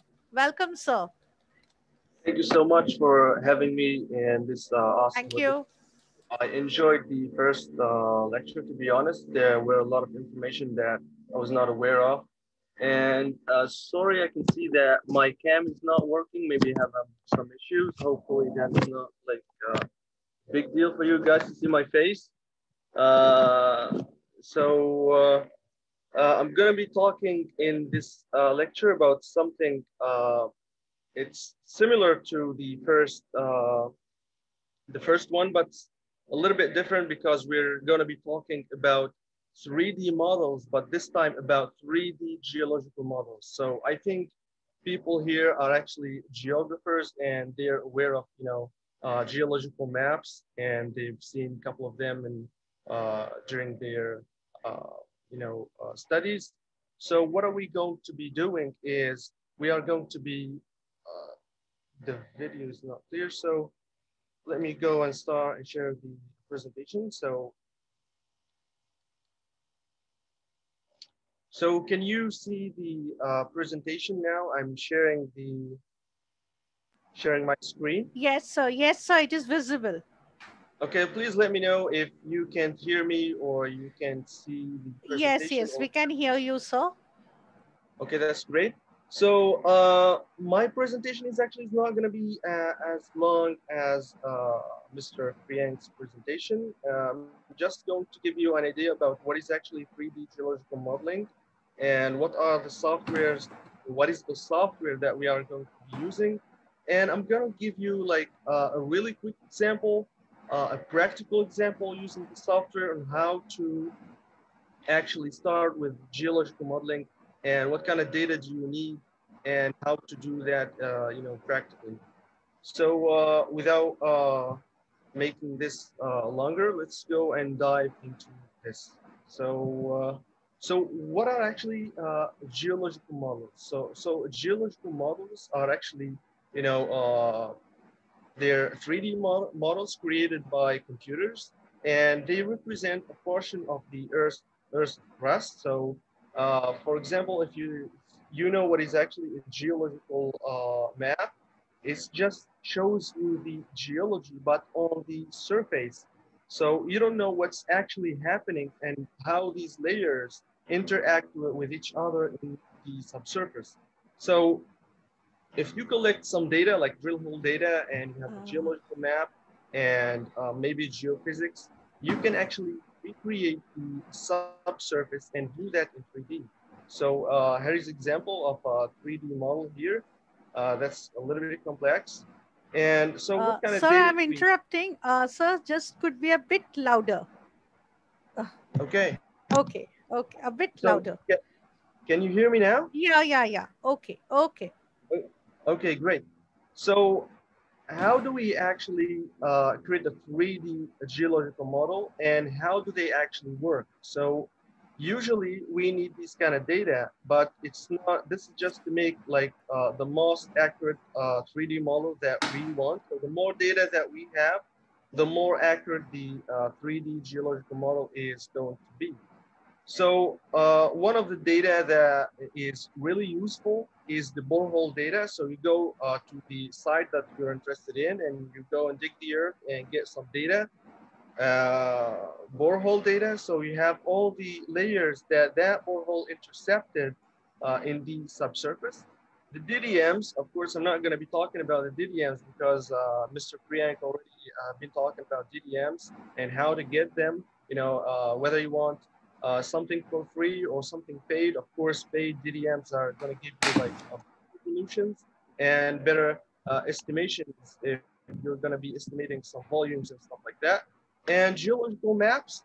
So of course, the geological maps, we have different resolutions and different scales. So so if you have like 1 to 2,000 map, of course, it's going to give you better resolution than 1 to 10,000 meter map. So that's something I think obvious. And geophysics, I don't know if few people are actually aware of what is actually geophysics, and it's just technique used by people in the oil and gas industry and mining, and also people in the now in urban planning and civil engineering. They use this technique just to do some sort of scan to the subsurface and get an idea about the structure of the different layer in the subsurface. That's a whole science by itself. So you get these kind of data and you put them all together in one software or sometimes multiple softwares, because some softwares are not able, to handle physics data. So, and then you will be able to create a 3D model that is representing what's actually happening in the subsurface. I know that some of you may be with a geography background and now they're thinking, what do I need? Why do I need to know what's happening in the subsurface? So you need to know that because what you see in the surface is actually the result of what actually happened in the subsurface. So if you know what's actually happening below your feet, you will be able to interpret and even predict what's happening in places where you can't see them, or you want to have a better understanding of them. So and then from these geological models, you can actually when you have your model ready, you can explore them and use them in multiple domains. So Mr. Priyank have been talking also about 3D PDF. So if you just want to see the structure of these layers and have an idea about how they look like, you can just export them to 3D PDFs, so just for visualization. And also you can export all the different shapes that you get, whether they are subsurface layers or their geological maps. You can recreate them inside the software. You can export them as grids or shape files that you can explore them inside your GIS application like ArcGIS or QGIS, or you can use them inside other softwares. Like if you are into hydrogeology, for example, and you want to do some hydrogeological simulation, you need a 3D geological model because the water that is circulating in the subsurface needs not only just the topography and high resolution topography, you need also to know the different layer in the subsurface so you can do your simulations and the different attributes related to these layers. So these are just some of the applications, and we'll get to that later on when we know a little bit more about these 3D geological modeling techniques. So then what are we going to be using today? We're going to be using a software called GeoModeler that uses a technique called implicit modeling. So what is implicit modeling? So in the past, geological modeling was a little bit tedious. So you get these, cross sections and boreholes and all the data that you have, and you can view them in 3D. That's true. But in order to interpolate between them, you need to digitize that manually and then do these sort of wireframes, that 3D wireframes, to get something that looks like this, but it's going to be like not very smooth like this one and doesn't really represent what's happening accurately in the subsurface. And lately, actually not like in the last decade, they've created what we call implicit modeling, is a mathematical operation that the software does. So you have all your data, you have all your GIS data, you have all your boreholes, you have all the different interfaces that you've digitized in your geological map, and you give the software some constraints. So for example, you tell him, or you tell it, because it's not a person, you tell it that this layer is actually below this layer, and this layer is actually below this layer, and this one comes on the top. So the software knows that this one needs to be on the top and does not intersect this one. So you give him, or you give it again, these constraints, and you just use this algorithm with just a couple of clicks, and you get something like this. So this is what is implicit modeling. It saves you time, but not only time during the creation of the geological model itself, but sometimes you get more data. So let's say that we think that this is the green layer. It turns out when you've done a drill hole here, we notice that this one is actually the blue layer. So we need to update the whole model.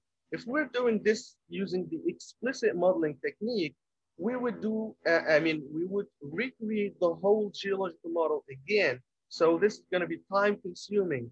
And when I talk about geological models, some of them like takes, months to construct because of the amount of data that we have. Now with the implicit modeling technique, it's just a matter of inserting that new data in the right place and running that algorithm again, and you get the 3D geological model right away. So you can see how this is actually making things a lot easier.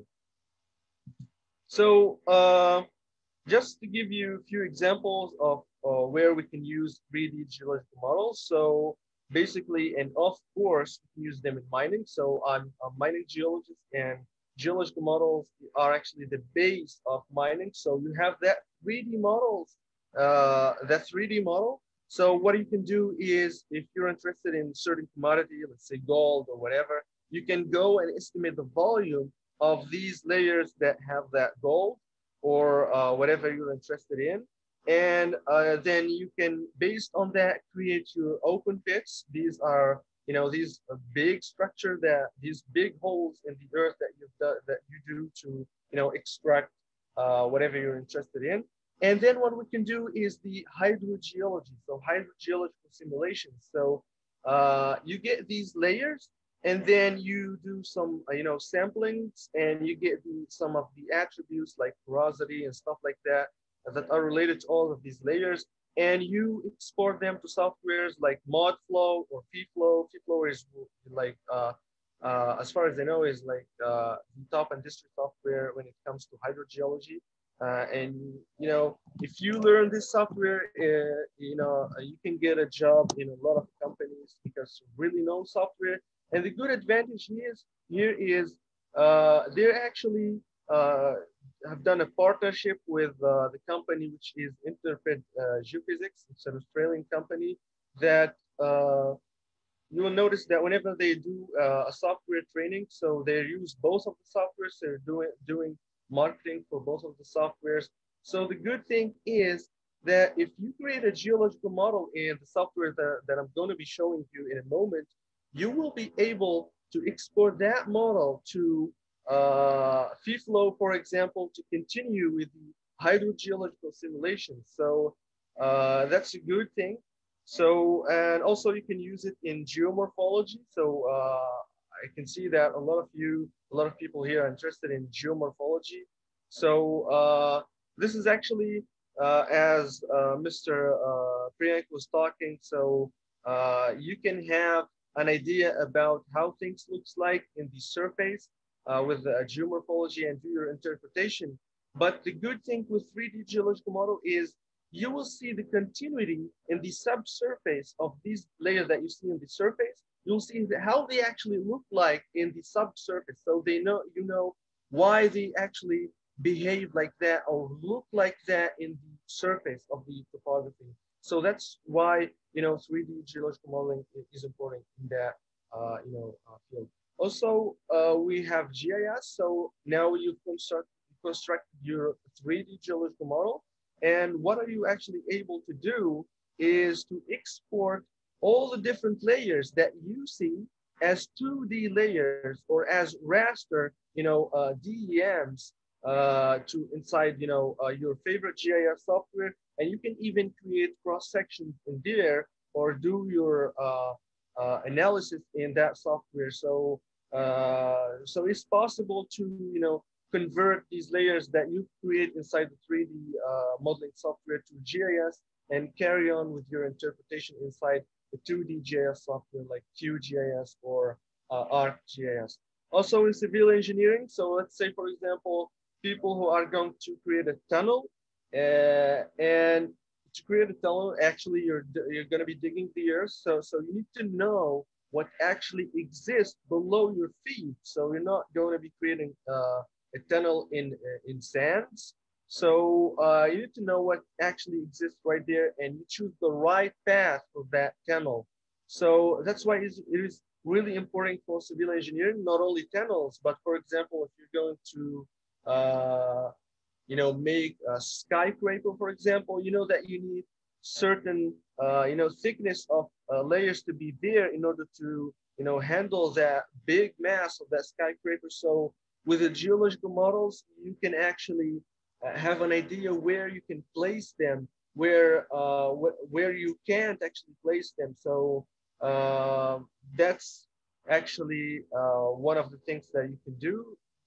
They're not just these kind of things. There are a lot of other applications, and if you're interested in something specific, just let me know, and then I can tell you if it's possible to apply 3D geological models in these kind of things or not.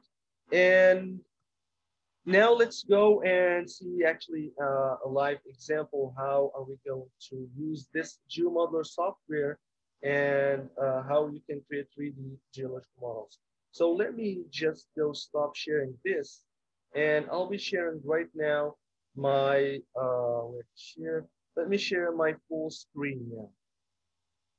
Okay, share, and let me go out. So can you see my screen now? Can you see my desktop here? Yes, Yes, yes. sir. Yes, yes.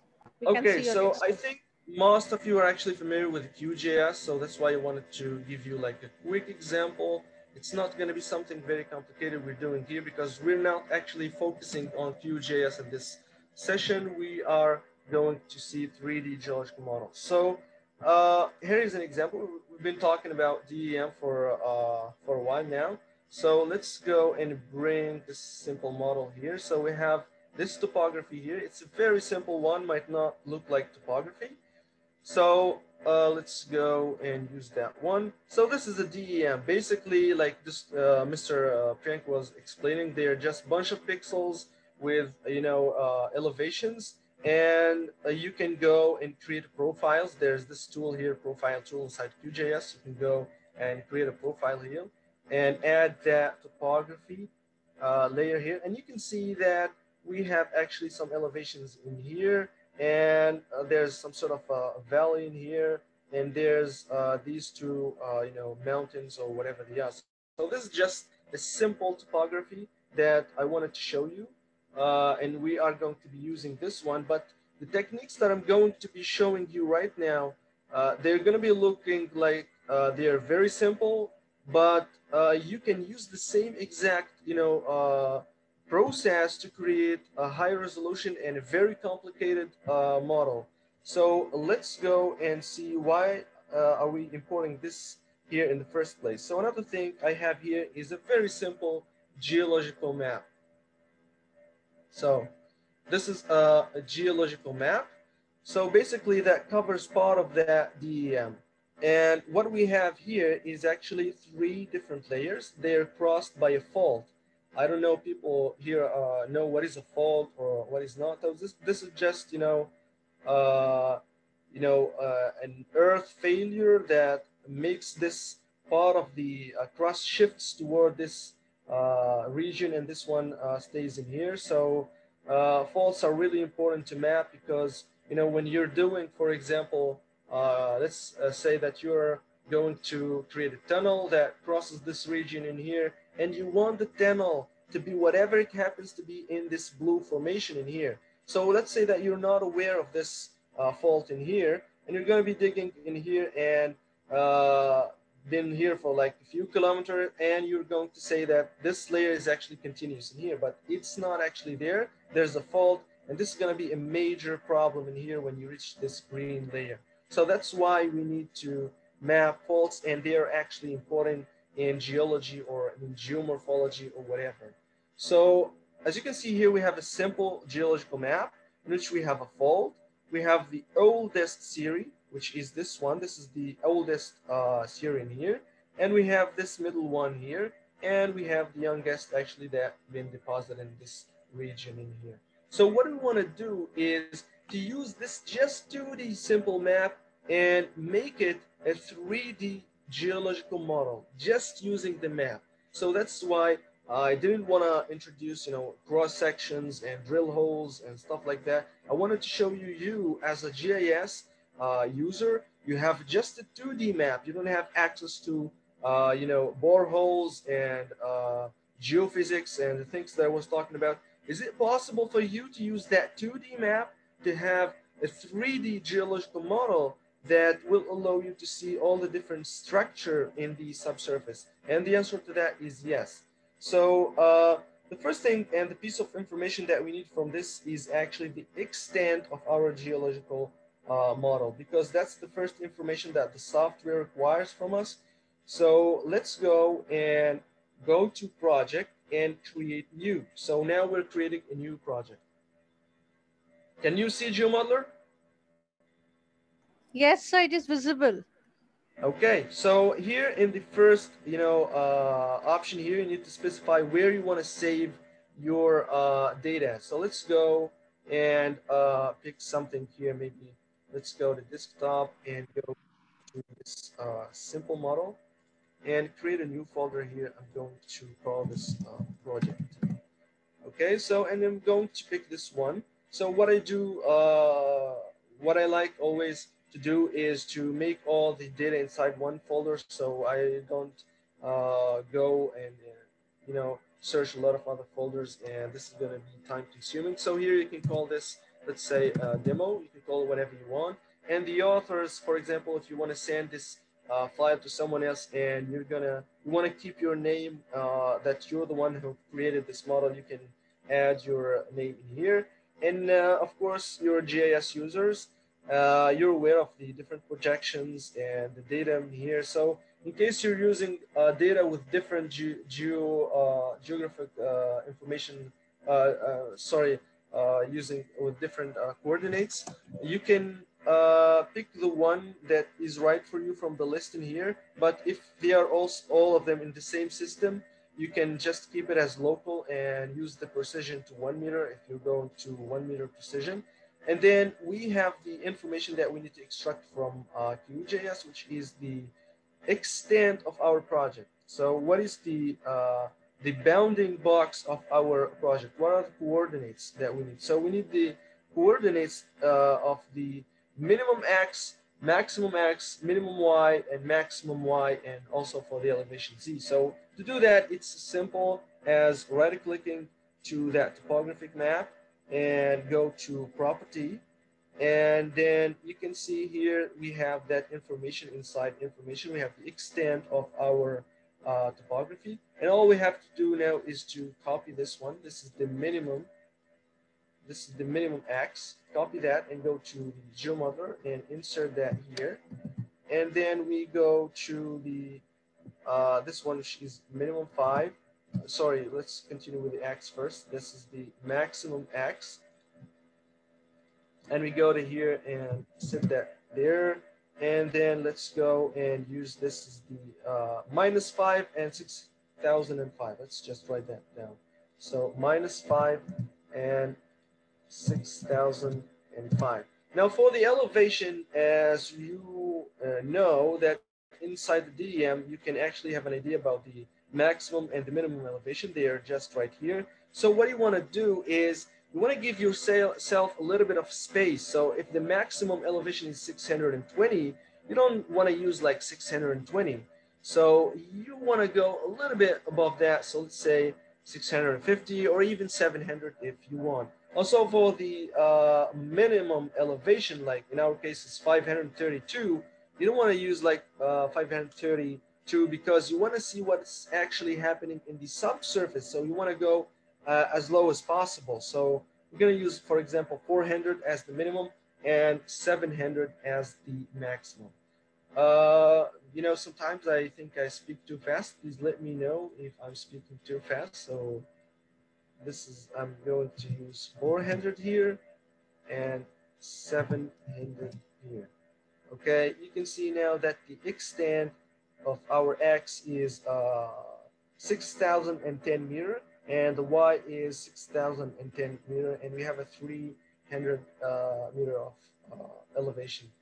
So now when you click on OK, you will have, so you have this one. It means that you can see that we have a very wide region with 6,000 meter, and the elevation is just, we have a difference of 300 meters. So the software is telling you, are you sure you want to use this like much greater vertical extent? So, or maybe let's go and say no and make this maybe 0, and this one is 1,000. So that the model is going to be a little bit bigger. So and click on OK.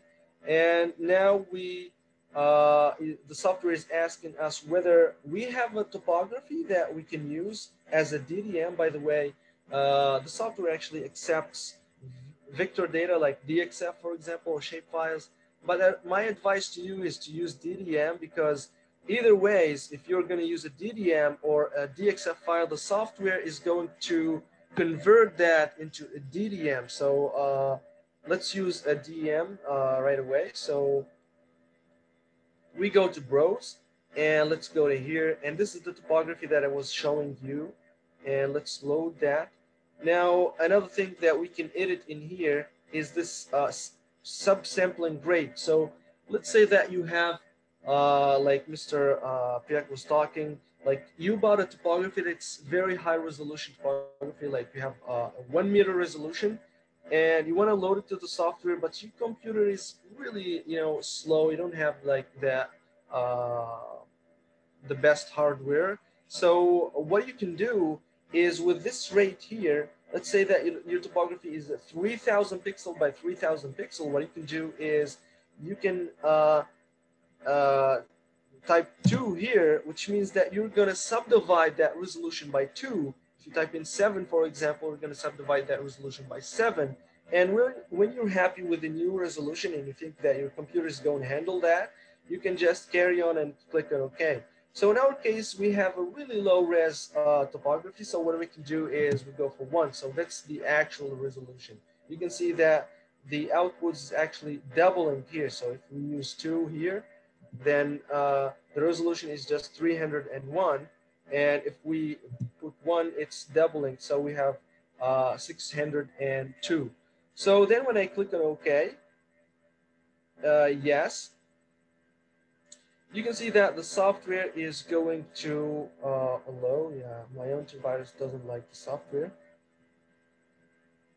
Okay, so we are going to wait for a few moments. By the way, if you're using a high-res topography, you'll find yourself waiting, for a couple of minutes in order for the software to convert that to the native format that the software reads and load that in 3D for you. So you need to wait a little bit for the software to handle that for you. And there you go. Now we got this new view. So since the topography is not really the most complicated topography of the world that we have in here, it looks like flat, but it's not actually flat. We can see that small valley in there already. So we have in the software now 2 different views. We have the 3D view in here, where you can see everything that is happening in 3D. And we have the 2D view, and I guess you people are actually familiar with 2D views where you can digitize things and do georeferencing and stuff like that. And that's actually what are we going to be doing right now. So we have that 3D view there, we have the topography, and we can view that as a solid. So let's go, by the way, here we have the Project Explorer. Don't worry about all of these things. They're actually related to geology and different geological formations like dikes and stuff like that. Faults, we've been talking about faults. This is where you can create faults. And here we have formations are the different layers that we are going to be creating. Let's worry about that later on. So here, the sections where we have our horizontal sections. So the topography, for example, is considered as horizontal section. You can see that we have this section here. And we have also the vertical sections that we can create them, and I'll show you how to do that later on. And we have the different drill holes. If we're having actually drill holes, we can import them here and view them in 3D. So in this particular example here, we're not using drill holes because like I said before, I wanted to show you how to turn just a 2D map without any other information into a 3D geological model. And some of you are going to be asking, what about the topography? And the answer for that is Mr. Priyak already answered that question. Is there are multiple services online you can get a low res up to 30 meter, I guess, like Astro Data or SRTM. You can use that inside the software, and basically you can download the topography for any region in the world. But if you're going to do like something commercial, you can go and buy a topography or do a drone survey or whatever. So let's go and open that topography in 2D here. So we have that exact same topography, but this time it's in 2D. And as you can see that in 2D, we don't have actually, we can't see anything. It's not actually visible that, small structure that we have in there. Even it's not, even 3D is not. Can you see that small valley in there? I think it's visible. So I'll show you later on when we finish with this simple. project. I'll show you another one where we have a really complicated topography and a complicated model just in a moment. So let's go now and do some georeferencing inside the software. I think that most of you know this because it is the basics of GIS and geography. So to do that, we need to right click and go to image manager. So what are we doing? We're converting an image, which is the map that we have, that geological map, into a map. So what is a map? A map is just an image with coordinates. So we need to add some coordinates to that image in order for the software to place it here in the right place. So let's click on this plus sign in here, and we are going to navigate to our system and bring that image. So let's click in here, and let me make sure that this is the JPEG one. So this is the JPEG one. Let's go and import this one. And that's actually the image. Now, what do we need to do? I think you people know what is actually georeferencing. What are we going to do is we are going to pick at least 3 points that we know the coordinates for these 3 points. So let's go and zoom in. So just one thing to note is don't ever touch this side of the screen, because this is where you can see what's happening to the map while you're adding the coordinates. So let's go to this first point and maybe put it on there, and this second point, put it there, and this third point, put it there. And now what we can do is to zoom into each one of these and make them as accurate as possible. So let's put that in there. We're happy with that one, I guess. We're not doing like a case study or something to make it like very accurate. And we can put the second one here. This is just basic georeferencing like you do in GIS softwares. And I know that most of you know what is the next step is just to tell the software the exact coordinates for this one. So here we have 1,000. So we have 1,000 in here. That's the exact coordinate.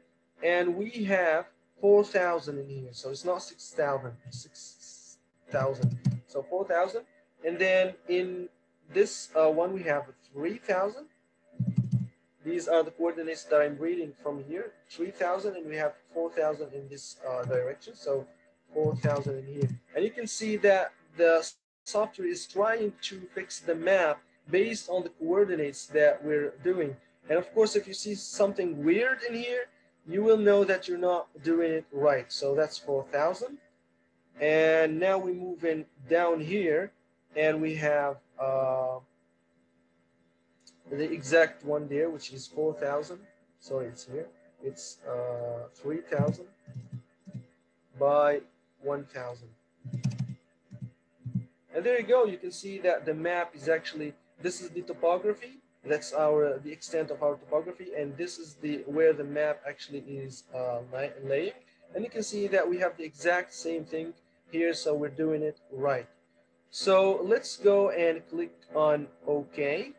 And now we have that map actually placed in the 2D viewer. And the cool thing, what we can do is we can actually view that in 3D. So we can view that 3D map. It's going to be placed on the topography. Let's hide the topography and view this only in 3D. Now, since our topography is not actually really complicated, but you can see now we have that valley, and now from that shape we know that the valley is actually following the fault. So we know that whenever there's a valley, it could be there's a possibility that's actually a fault. So the water is actually following the where the crust is actually weak, and where we have some failures in here, and we're following the fault. So that's what the valley here in our case what it is all about. I'll show you later on another example where we have a more complicated thing with a more a bigger topography, and you can see how actually when we lay down the geological map on the topography, how it actually looks like in 3D. It's going to be, of course, better than this one, because this one is very simplistic, just to give you an overview on how actually things work in here. So the next step is So the software now got that image as a geological map. Now the software knows where that geological map actually exists in 3D and in 2D too. But the software until now doesn't know that we have actually three formations and doesn't know that we have a fault. So we need to add these data to the software. Tell the software that this one is actually here, then we have this one, and this one is actually younger than this one. So what we do is we go to the geology menu here, and we are going to add formations. So we are going to tell the software that we have three formations in our case. So let's go to here, and we are going to call this the youngest formation. This is the youngest formation, and let's make the so the color is going to be red, and let's add that one. So we have this formation now, and then let's call this the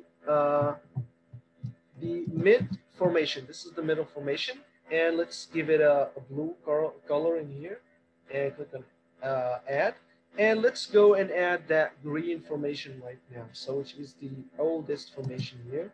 Let's call that oldest formation, and sorry, that's wrong. So add new there, the oldest formation, and let's go and make or give it a green color and add that. Okay, so now what the software knows that we have a geological map. The software knows that we have actually three formations, but so far the software doesn't know which one is actually the youngest formation, which one should be below the other one, and so on. So here is the window that tells us to give that information. So new formation have been created. They have not been added to stratigraphic file. Do you wish to do this right now? So the software is making things easier for you, so you're not missing anything. So you can do it later on, and you can do it now. So let's say that let's do it later, but you don't know how to do it now. So all you have to do is to go to Geology and stratigraphic file manage. You can see that we have visualize in here and manage. So whenever you create one, you can visualize it in here, but you want to recreate one from scratch, you go to manage. So here you can see that in this window, we don't have any formations or series so far. So you can see the first thing that you will notice is that we have two buttons, one that says top and one that says bottom. So we all know that the formation have top and bottom. So a few people don't know what is this. Let's go to paint. I will always want to explain things through paint. So let's say that this is actually a cross section, and we have these different layers in here. So this is a geological layer. So this is actually the top, the part of the layer that is facing the topography. This is the top of the formation, and this is actually the bottom of the layer or the formation. So here in the GeoModeler software, the software is telling us, are we going to add as input the top of the layers or the bottom of the layers? So when you pick, for example, bottom, make sure not to digitize the top, because that's going to make things wrong and make all your interpretation wrong. So usually what I do is I pick the bottom. I really like to start from the bottom, because when you say top, you're going to start from the topography, and the first layer is actually the top of the first layer is actually going to be the topography. So I usually start from the bottom, and that's my advice to you. That's the first thing that you put in there. Now the next thing is to create what we call series. So for example, sometimes you have these different layers that they follow each other whenever it happens. So these, you can put them, all of them, you can put all of them inside one series and make the software put them always parallel to each other. This is going to be helpful for you not to digitize a lot of things and save you a lot of time. So in our case, we only have three, so that's not, so we are going to create a series for each one of them. So we click on new series in here. And inside new series, you can see that we have all of these formations that we've created. The youngest formation, the oldest one, and the mid one. So by default, the software is going to add them one by one and call it youngest series, for example. I like that name, but you can name it whatever you want to. You can change the name whatever you want. So let's add that. So this is the youngest series. And then this is the oldest series. And then we have the mid series in here. And then we don't have any series left. We can close this. And now what we want to do is we tell that the software that piece of information which one is on the top and which one on the bottom. So the youngest series is actually on the top. The oldest series should be on the bottom. So I need to move that down. So now we have the exact structure that we want. So we have the youngest, the mid, and the oldest. So now, so far, what does the software knows? The software knows that we have a topography, and we've dropped that geological map on the top of that topography. And now, also the software knows that we have actually 3 formations and knows the exact location of each one of them. So the youngest formation should be always on the top, and the mid formation should be always in the middle, and the oldest formation should be always on the bottom. So now we got these. So now what we can do is we tell the software the different interfaces of these formation, where do they exist. So you can do this by going to this tool here. It says create line. So what are we going to be doing exactly is just digitizing. And I think you guys are actually familiar with digitizing because you've been creating maps and doing cartography in GIS software. So we are going to be digitizing this line here, like very quickly. So in big geological maps, this is going to be time consuming. So you're geo passionate. So be patient about this and try to digitize them as accurate as possible. So now I want to ask you a question. So we told the software that we are going to digitize the bottom of the formation. So what am I digitizing right now? I want you to think about it for a moment, and I'll tell you what is the answer, but I want you to guess it. So now we're digitizing the bottom of which formation? So it should be the bottom of the youngest formation. So because this one is the oldest formation, this one is the mid, which means that this is the top of the oldest formation. And now this is the mid formation. This is actually the top of the mid formation. And at the same time, it is the bottom of the youngest formation.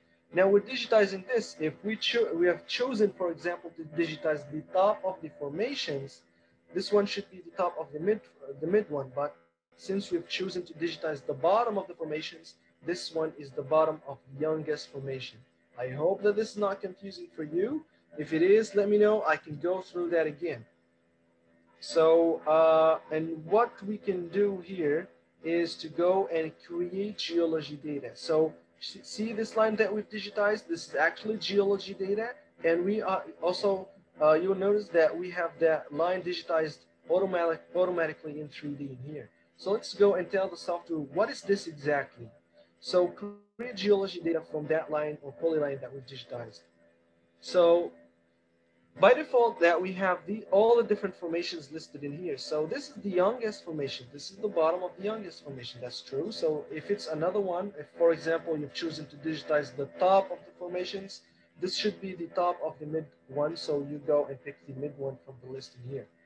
And you can see that it's been digitized on the topography here.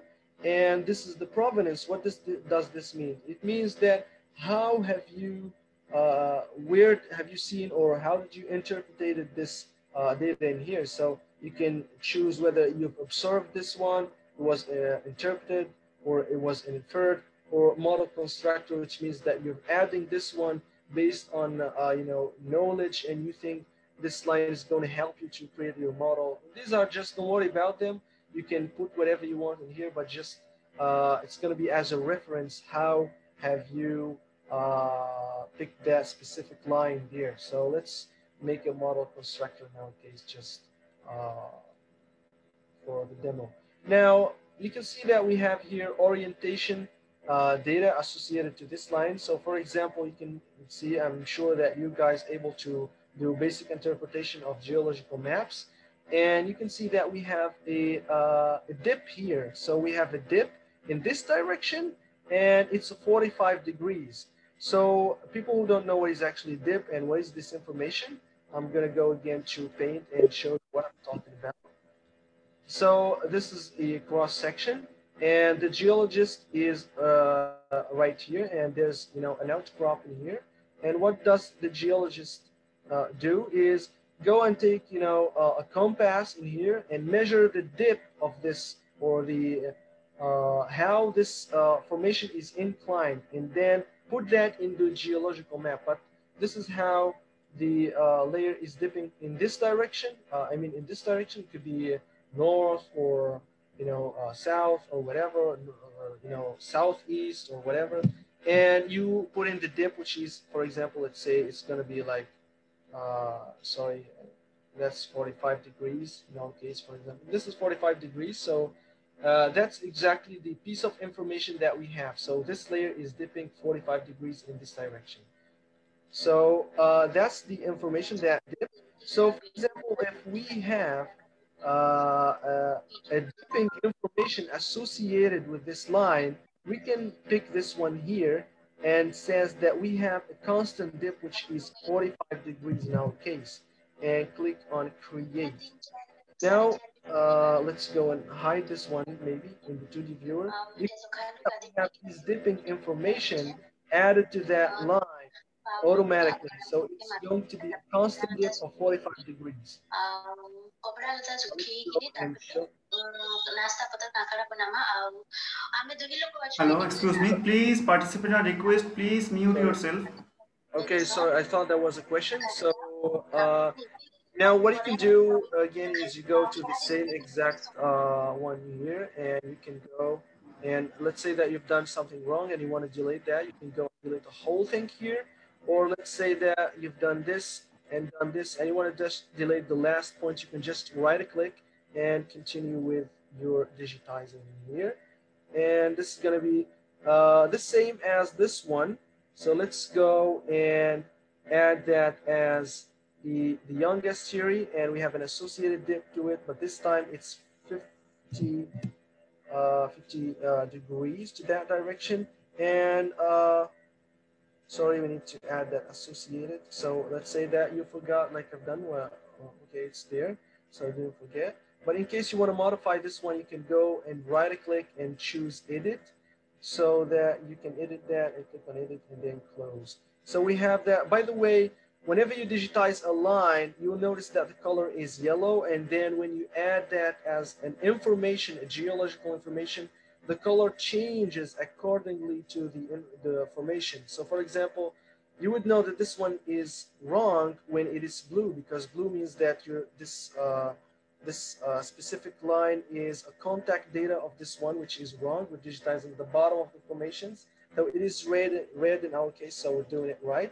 And now what you can do is do the same exact thing here. You go and digitize this one. So you can see that when you hear 3D model, you're going to be thinking that you're going to be doing, something that you can't do.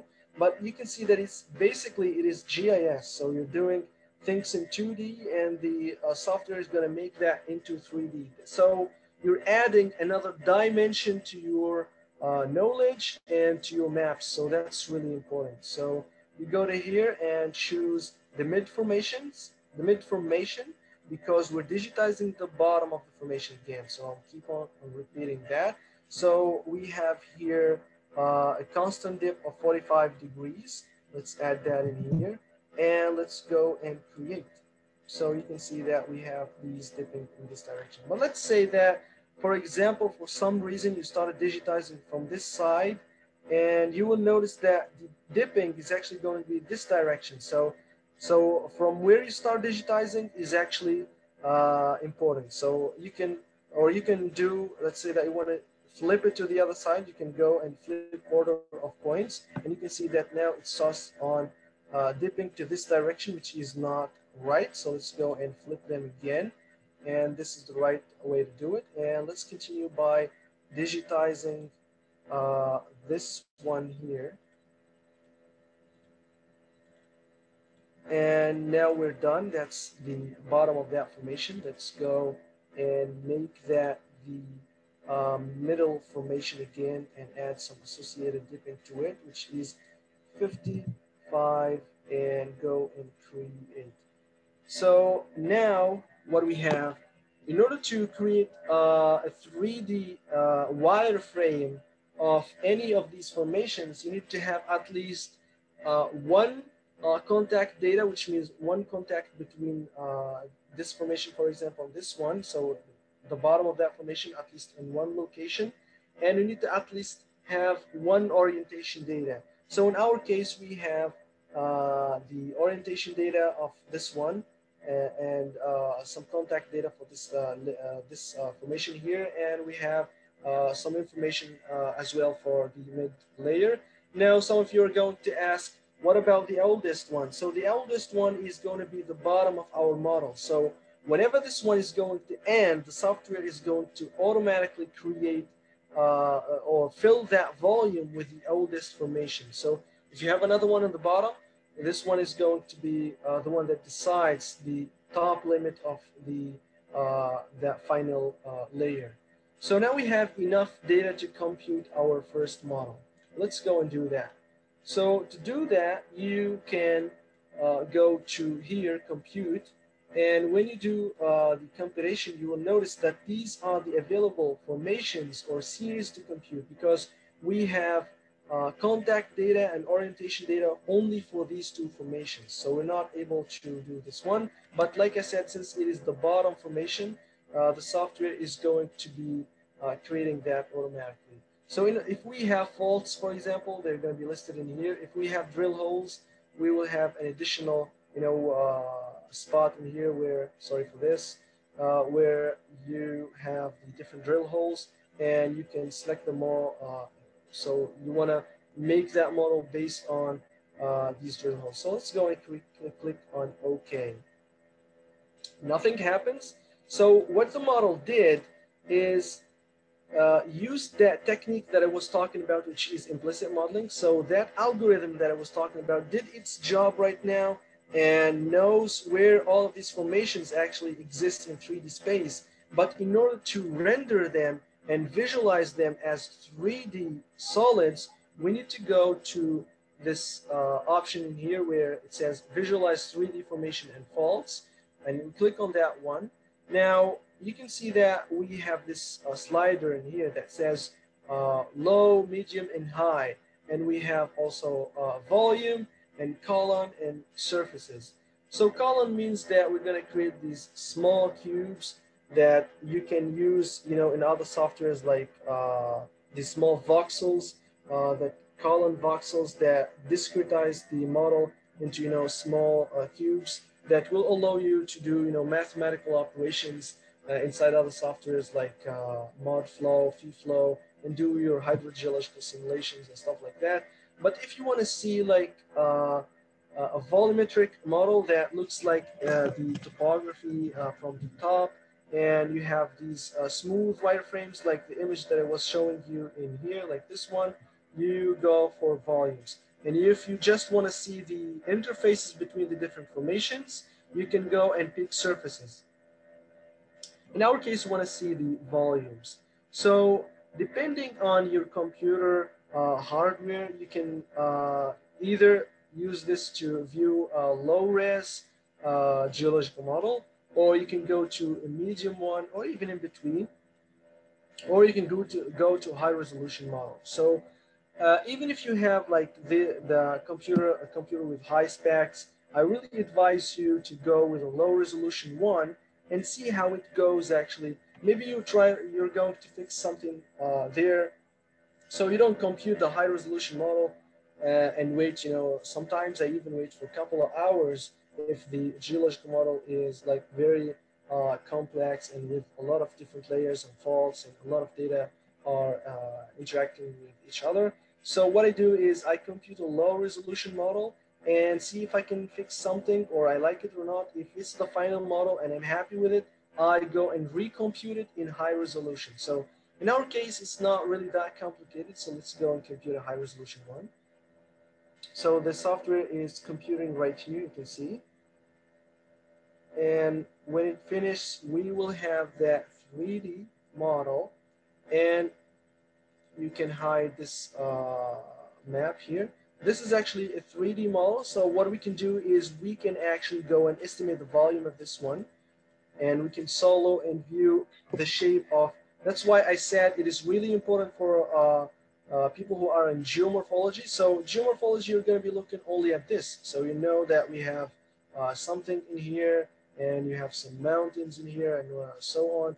But now you can see how these different layers are actually interacting below the subsurface. Which one is crossing the other, if we have faults or not, and how do they look in the subsurface, and be able to estimate different volumes and stuff like that. But you will notice now that there's something weird in here. The software is telling you this is not right. Why there's something that looks like this? Maybe there's a fault. And yes, there's actually a fault. So we have this fault missing. And that's why I told you to go and compute a low-res model before you go and compute this high-resolution model. So, for example, in this case, we forgot to add the fault. And if we computed the high-resolution model, we've been waiting for a couple of hours to notice that we've forgot something, and we need to do the whole thing again. So you need to compute a low-res model in the beginning, unless you're very confident and you know you're not going to miss anything. So let's go and I'll show you, for example, let's hide this one. You can see that we have this one in 3D, and we can view that mid-formation only, and you can see that in 3D. So if you're using, for example, AutoCAD or anything, you can export this as a DXF file, a 3D volumetric file that you can use in CAD softwares, or if you're using GIS, for example, you can export the top of this formation and the bottom of this formation as DEM, digital elevation models, and you can carry on with your interpretations there. So if you have information about the surface, imagine you adding to that information what exists in the subsurface. That's going to make your work, 10 times more important. And imagine, instead of sending to your client or people who are interested in your geological maps or your cartography, imagine sending them a 3D model. So sending them a PDF, and they will think that they will find just a 2D map. They're scrolling down and they will be able to see this in 3D, exactly the same way that Mr. Priyak have shown you. You can export these 3D models to 3D PDF. It's easy as going to project and save as 3D PDF, and you will be able to view this inside the PDF. So people who actually don't understand what is a geological map, when they look at this, there see a bunch of colors in here and a bunch of lines and numbers, but what is this? But when they're scrolling down a little bit more, they will see that it's actually how these layers are intersecting. They will notice that this blue one is actually this one. So it's a formation. It's a geological formation, and it's dipping to this. So this 45 means that it's dipping 45 degrees. And what is this line?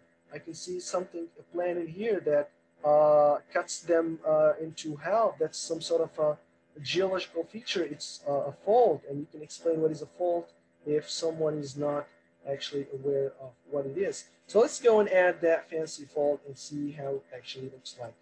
So what we can do is we are going to digitize it the same way, but before doing that, we need to tell the software that we have a fault. So to create a fault, you need to go to Geology and Fault Manage. Like we've done Formation Manage, we do Fault Manage. Now we are going to add faults. So we are going to call this maybe F1 for fault 1, and let's make a color different than all of these. So let's make that yellow color, for example. Okay, and let's go and add this one. By the way, if you want to change the colors or something like that, you can go and click on Appearance, and you can change the color from here and the shading, whether it is wireframe or just stuff like that. And if you have lines, you can change the width of the line and things like that. So we have the fault, our F1 fault, and let's go and close this one. So here, as we have relationship between layers, we have relationship between faults. Sometimes, like, let's go to paint, because maybe you guys are not into geology and don't know how, what is the relationship between faults. So let's say that we have this layer in here, and then we have this fault, and this part of the layer actually fall to this. This is a cross section, by the way, and you will notice that there was some sort of a failure in here, and this made this one slides to this plan in here and goes down. That's this is the plan of the fault, and then what happens is maybe another fault comes and crosses this one. So this one is youngest. So this one actually going to cut this one because it was recent, and this one can't actually cut this one because it was the old fault.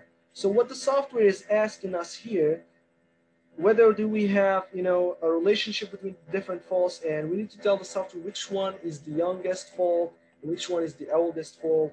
And you will notice if we have, like, let's say 10 faults and we have like 10 formations and we have a geological map and boreholes and stuff like that, this is going to be very complicated, and it's going to get a really complicated model, and this is going to take time.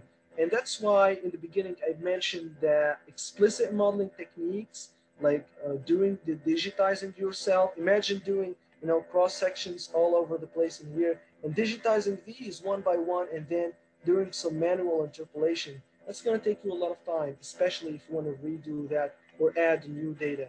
That's why implicit modeling is actually the industry standard right now when it comes to 3D geological modeling. So in our case, we actually have one single fault, but let me show you how it actually works. So let's say if we have another fault that's called F2, it's going to be here. And we are going to say that this fault actually cuts this formation and cuts this formation and cuts this one. Sorry. Because sometimes a fault, for example, let's say that we have another layer in here. You can see that the fault, so that's the wrong paint. So let's go to paint again. So I really like using paint to explain things that I can't explain. So let's say that we have this topography in here, that we have this layer, and we have a fault that crosses this layer but stops there, and then we have another layer in here. So this fault actually crosses this one only and affects all of these layers, but not this one. And we need to tell the software that piece of information that this fault actually crosses this and this and this. If you want to just tell the software that doesn't cross the oldest formation, we can uncheck that. Now, if you have other faults in here, you will check that this fault actually is younger than this one or older than this one. It's not the case in our example here, and don't worry about that. Maybe if you guys are interested in more in-depth, or we walk you through a case study when I use other data like cross sections that you pick on the field, and bigger geological maps and stuff like that, I'll be happy to do such a webinar for you. So we have the fault there that crosses all the different layers, and let's click on OK. Now the software knows that we have a fault that's called F1, and it crosses all the different layers that we have. But the software doesn't know where that fault is. So what we need to do now is, that's it, digitize that fault. So let's go and digitize this line here. So the same way that we've digitized these formations. Okay, but something weird you will notice here. It's not weird, but it's something common. It is that the fault, actually, we have two different dips. We have 75 here and 80 in here. So what are we going to do now? Since the software allows us to associate one number as a dip direction or a dip value, so what are we going to do? I'll show you what to do. So let's go and add this as the contact of the F1. So this is, the software now knows that this is where the F1 actually exists. But now we're not going to pick this associated. So we don't have associated, dipping through this contact data. Let's go and create that. You'll see that it's just a simple line. But how do we add these dipping, information? Since we said in the past that we will be only able to construct something in 3D if we have contact data and orientation data. So luckily we have this tool here that is creating geology orientation data. So what we can do here is go and digitize, let's say, a small line in here, and let's go and create orientation data. And we tell in the software that this is actually an orientation data for the F1. And what is the value for that? The value for that is actually the dipping is 75. And let's go and create that. You will notice that we have that small arrow that is dipping to that direction. And of course, the direction of dipping is calculated based on the 2 points that we've digitized. And then we go here and tell the software that we have another orientation data here, that it is actually 80 in this side. So that's 80 in there. Now we have all the piece of informations that we can use, and we can go to here, and you will notice now that we have a fault in here. So we have enough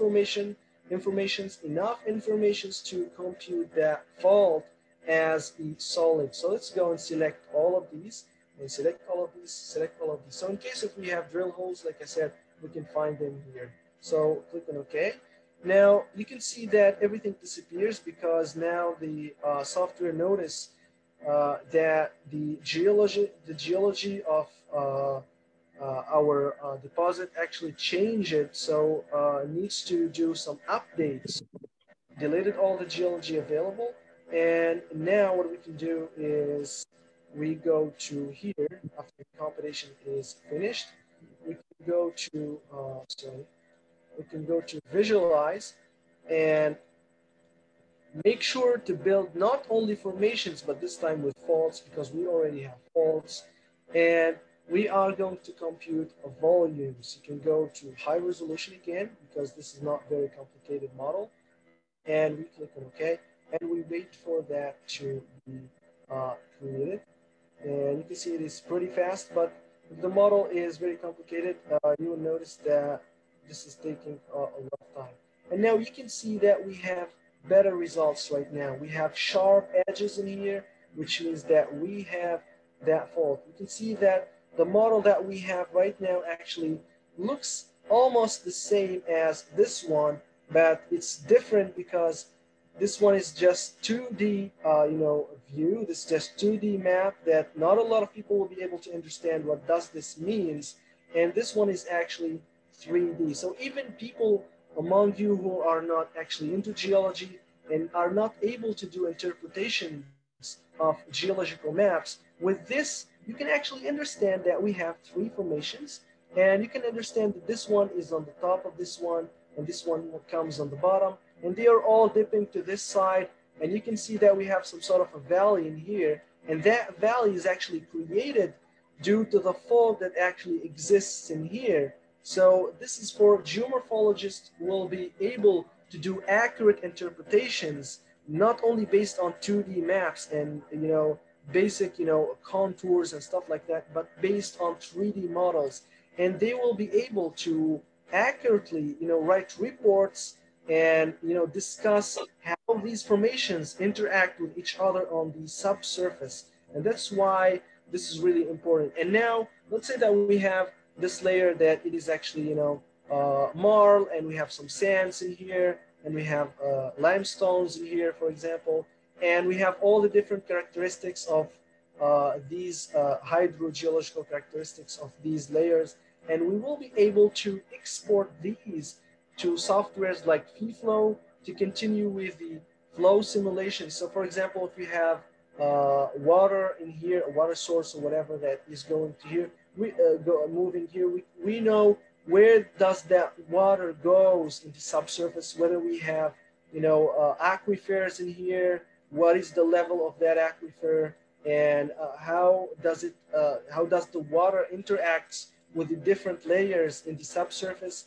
and we can have an idea whether we can go and do a well in here. Where is the level of water in this place? And very interesting things like that. And also, I've mentioned the tunnel example. So let's say that we want to go and create a tunnel along this blue formation in here.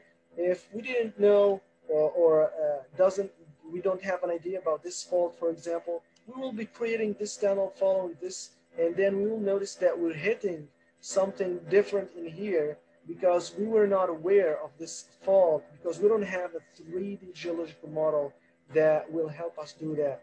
Another cool thing that we can do right now is to create cross sections.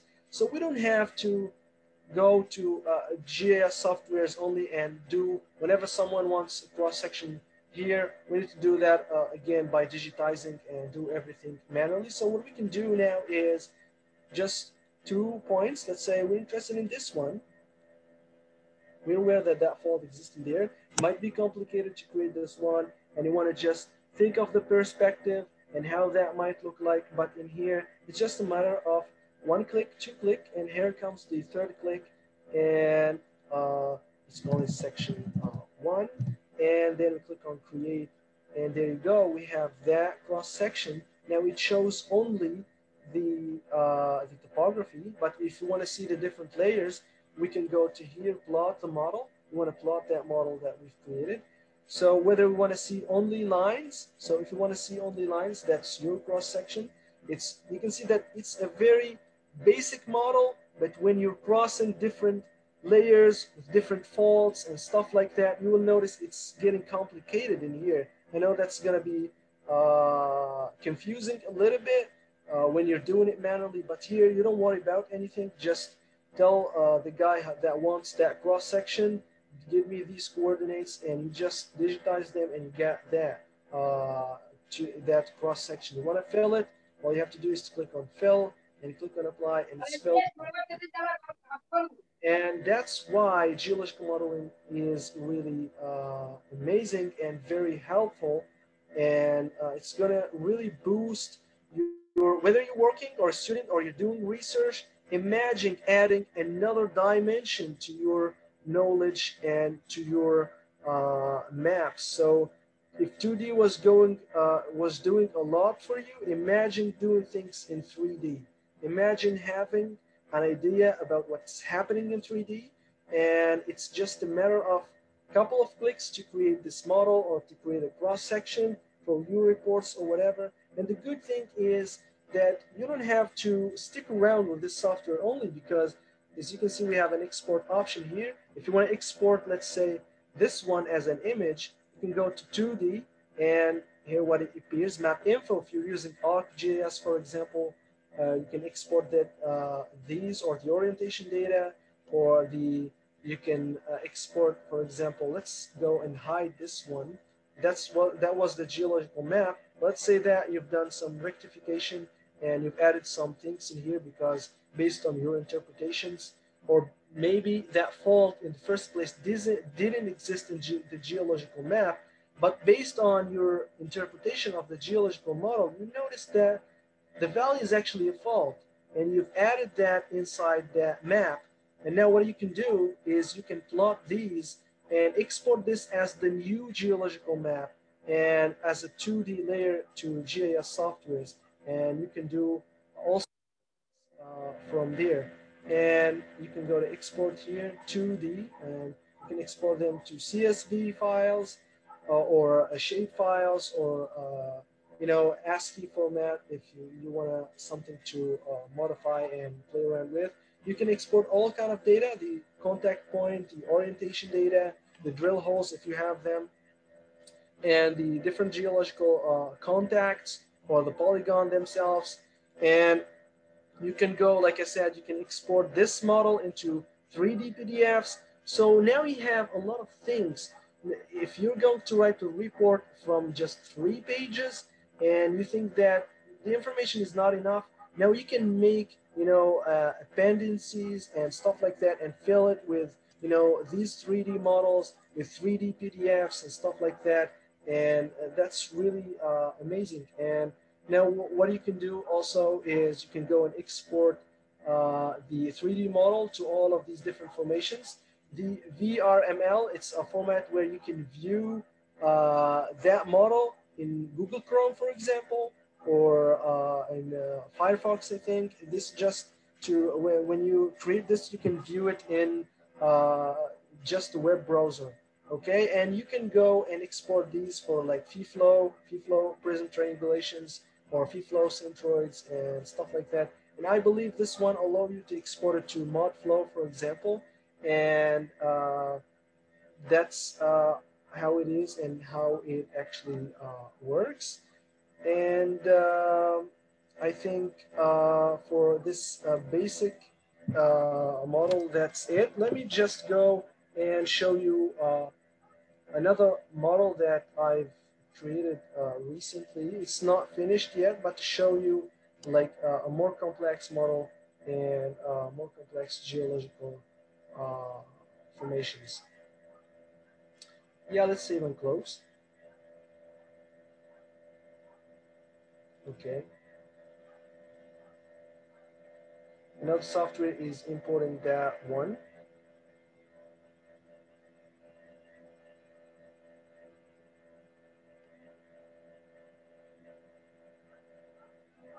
Okay, now you can see, let's go to sections here, and let's go and view that geological map in 2D.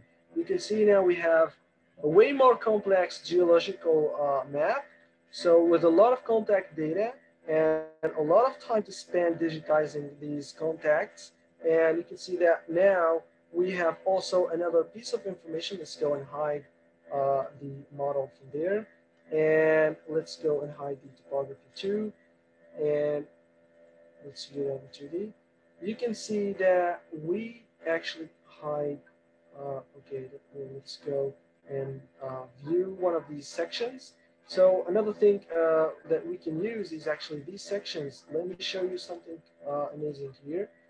You can see that we have actually hand-drawn sections that we've done on the field. We've gone to the field and we've digitized these, or created these sections on piece of papers. And that's the first thing that they teach you, I guess, in the college, how to do these cross sections. And the good thing is, see these cross sections, you can import them into software, and you can use them as a reference to create your 3D model. So you can see that we have that 3D section here in 3D. And you can go now, what you can do is you go and digitize these different contact information, again, the same way that we've done with the other example. And now, even if you don't have drill holes, you can go and create these kind of sections and have a bunch of them in 3D. And as always, you go and digitize just in 2D like you used to do in your GIS software, and then we'll be able to generate this 3D model, this complex 3D model. So you can see that we have these sections, and they are like very accurate, by the way. If we go and show, so let's go to this one and see it. You can see that almost intersects with the topography here. And we've done that in QGIS, the same tool that I've used in here. So you go to this one, and let's go and show that topography. And I've created this profile. Yeah, I've added that profile. Sorry, that was, okay. I've created that profile. It's showing something wrong, something weird. Let's go and do it again.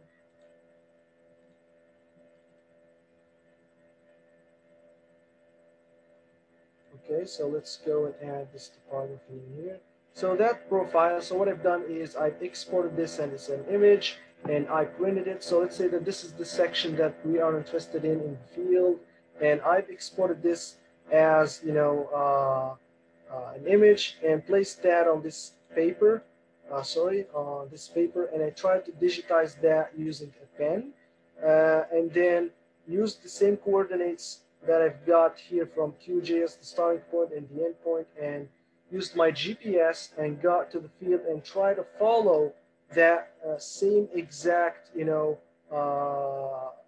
cross section in the field, and was picking these, you know, dip direction in here, and I was able to create this cross section. And we have drill hole, by the way, in here. This is how you can see drill holes. So let's go and put them a little bit bigger. So these are and the different intercepted layers. So the possibilities are endless. So we have the drill holes, the sections that you pick it up from the field, you've created them in the field, and you have that topography. You can even get that from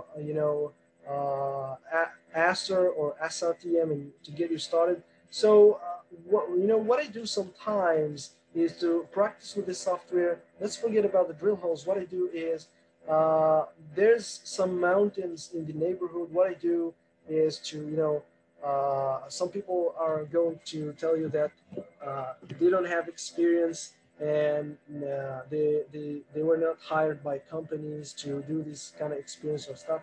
So what I used to do is I go to these neighboring mountains and I go and take my, I don't have a GPS back then, and I try to. I think you guys are familiar with the Q field. An application, an Android application, I believe, that you can use with QGIS that allows you now to map different things. And what I do is I map all these interfaces and pick up some dipping information and draw a cross section or two, and then go back and download a DDM from for free, and try to play around with that and create a geological model. And actually, this knowledge and trying to use these new technologies and these softwares. And by the way, a software, when you're going to a company, most of the companies are not going to tell you, hey, I need a certificate in that specific software in order to use it. No, if you can use the software, you just can use it. So you don't need a certificate for that software. So you can watch webinars like these, you can watch YouTube tutorial, you can practice them yourself. And then when you think that you're ready, to list that software in your resume, you can just list that software in your resume and you say that I can do 3D geological modeling other than just basic GIS or basic geomorphology knowledge. So if someone knows what you know and they need to pick one between you, they will notice that you can do things like these. Of course, you're going to get hired and you get better chances than other people. Also in research, when you are going to publish an article or something like that, add in these kind of things. Like people like seeing things in 3D. A 2D, if they say that the image is worth 1,000 words. Now imagine if 3D view, it's worth 10,000 words, I guess. So that's why 3D geological modeling are really important. And you can see that there are plenty of applications to these techniques, and you can apply them to whatever you want. So whether you are just into GIS or geography, so imagine that geographical map that you have, you add another depth to it. And as we've also imported, here the geological map, what you can do is you can go, if you have a satellite image, or you have a georeferenced Google image, you can import that and place that here, and you'll be able to see the different trees and stuff like that, and have, because when you're on the field, you can't actually see from this perspective. But with these kind of softwares, with 3D geological modeling, uh, let's say that you place a Google image in here, you'll be able to see in a different perspective. You're going to be like you're flying and looking at all the structures. But this time, not only just the top view, you will also see how they interact in the subsurface. Why exactly we have a valley in here? Why we have a valley in here? Because there's a fault in there. And this is going to be like an advantage for you in your research and in your job, or as a student. Having this knowledge with you is really I'm not going to say a must, but it is a huge bonus that's going to make you look better than a lot of other people. And of course, let's go. I think it's time to go to some questions. And I think that's it. I hope that was informative for you, and I'm happy to answer any questions if there are any.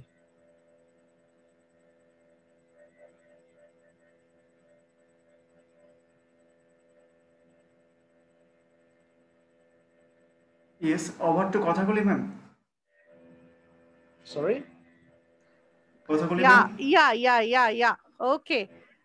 Patrick, sir, am I audible? Yeah, I can hear you. Yeah. Yes, Patrick, so it was a wonderful webinar, and definitely we have learned a lot from it. Basically, there were few questions. I will put a little one or two questions to you. There Okay, was a sure. question. Uh, Devabrata, do we have the time for asking the question?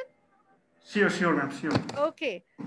So what is the quality of the coal seams, the surface topography, the surface features, and the transportation network available in GIS mining? This was a question from one of the participants. Like, since you are a geologist, so that was a question was given to you. I repeat, what is the quality of the coal seams, the surface topography, and the surface features, and the transportation network available in GIS mining? Sorry, I really, to be honest, didn't get the question. Can you say it Okay, in a different? I'm repeating. He's asking that since you are a GIS miner, so what type of quality of the coal seems? Okay, the coal. Then the Yeah, yeah. The yeah, yeah, coal seam. Yeah. What yeah. about that? Quality of the coal seams, the surface topography, and what is the surface features? Like where you walk. So what is the what you have seen, what you have analyzed? He's asking or she's asking what kind of qualities do we see in Right. photography? Right. Yeah, when we're dealing with mining projects and commodity, for example, like coal or phosphates, they do this. This is a phosphate deposit. This is a phosphate case study in here. So what you do is you go to the field, you will be able to see the outcrops, and you will be able to just give a visual interpretation of the coal. You're not going to be able to judge the quality just by looking at it. Of course, as a GIS, engineer or user, you will be able to map where that coal exists in the surface. But to judge the quality is going to be just visual. You need to do some holes and take some samples to the lab and do some tests in order to have an idea about the different quality. And then you add this quality in these different drill holes, and you will be able to do some sort of interpolation, like Mr. Said that we can do rigging, for example, or IDW, or whatever it is. We can go through a geostatistical analysis and create a full interpretation of these, or full 3D. We call them block models. I don't know if you're aware of that.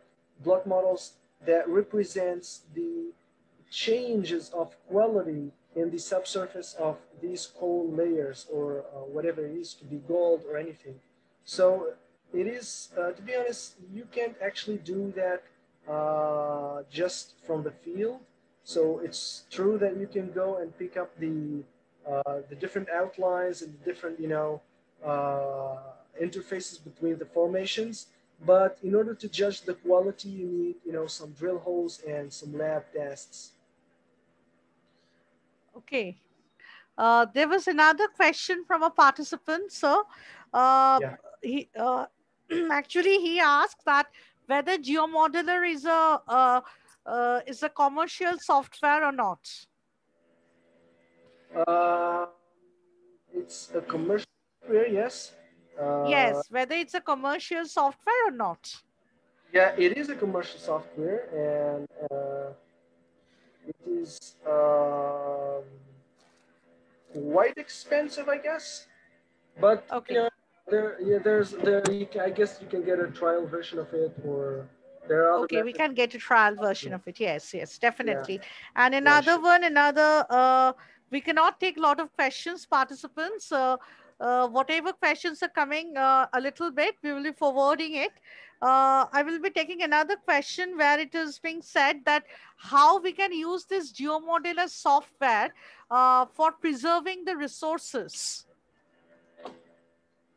for for preserving the resources of a particular country or a nation. How to Yeah. So preserve?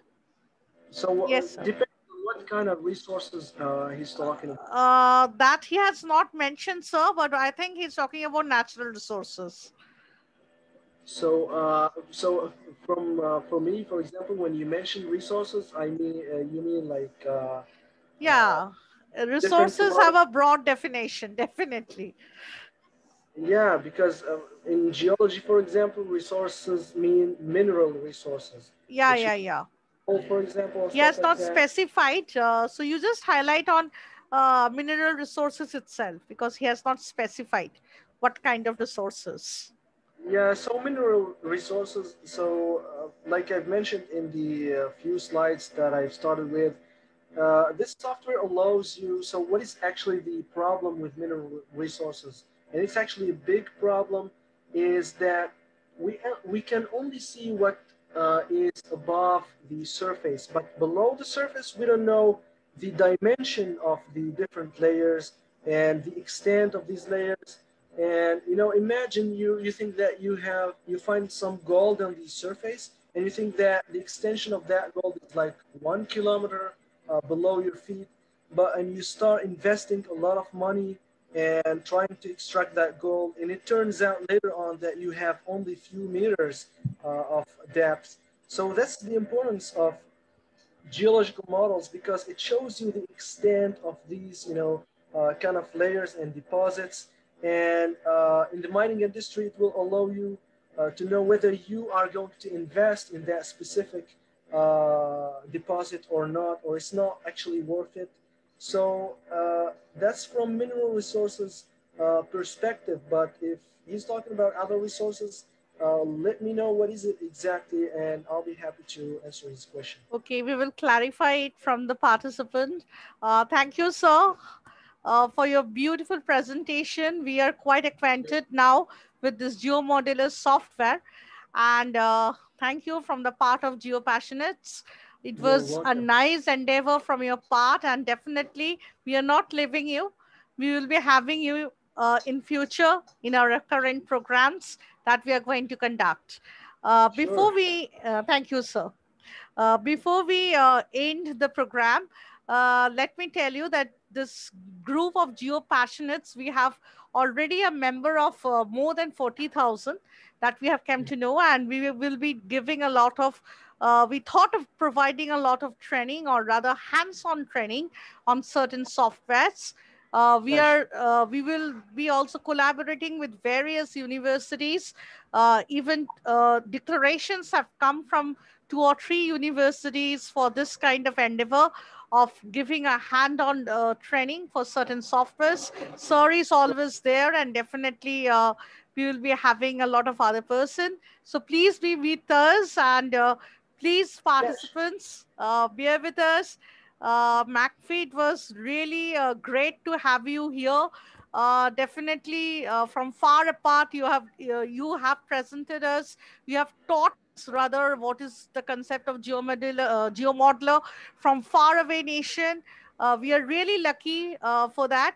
And now it's time for the main, uh, what to say, the main backbone of this geo passionate. I hand over the stage to Devobroto Mondol, who is the most enthusiastic person behind the formation of Geo Passionate. Hey, Devobroto. thank you so much for having me. It was really a pleasure uh, being here with this community, and also I'll be happy to join you again, guys, if you're interested in more in-depth trainings or webinars. And also we can bring experts from the industry, hydrogeology or whatever, and we can do more and show people how things actually work. Mm. Thank you, sir. Thank you. Thank you so much. The stage is over to you, Devobroto. Okay. Very good evening to all the distinguished speaker and respected sir and friend and student and the different pocket of the country who are participating in this webinar. It is my privilege to have been asked to propose a vote of thanks on this occasion. I, behalf of myself and also behalf of Geo Passionate, extend very heartful vote of thanks to all of you associated with this webinar. I'd like to thank Dr. Praveen Patel, the most enthusiastic young geographer of the modern India. My heartfelt thanks goes to you, sir. Your patience, your way of explanation, GIS remote sensing was outstanding. Once again, thank you. What you have done for us, a big gratitude from the part of Geo Passionate team. And now come to the Mcfee, sir. Patty Mcfee, sir, no words can be spoken about you. You are the master of your own field. You are the moderator. You are the changer of the new modern technology. You have provided us such an immense knowledge. We are gratitude from the team of Geo Passionate. Thank you so much once again, sir.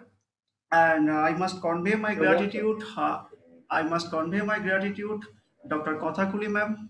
He is a professor, Subarnareka Mahavidyalaya.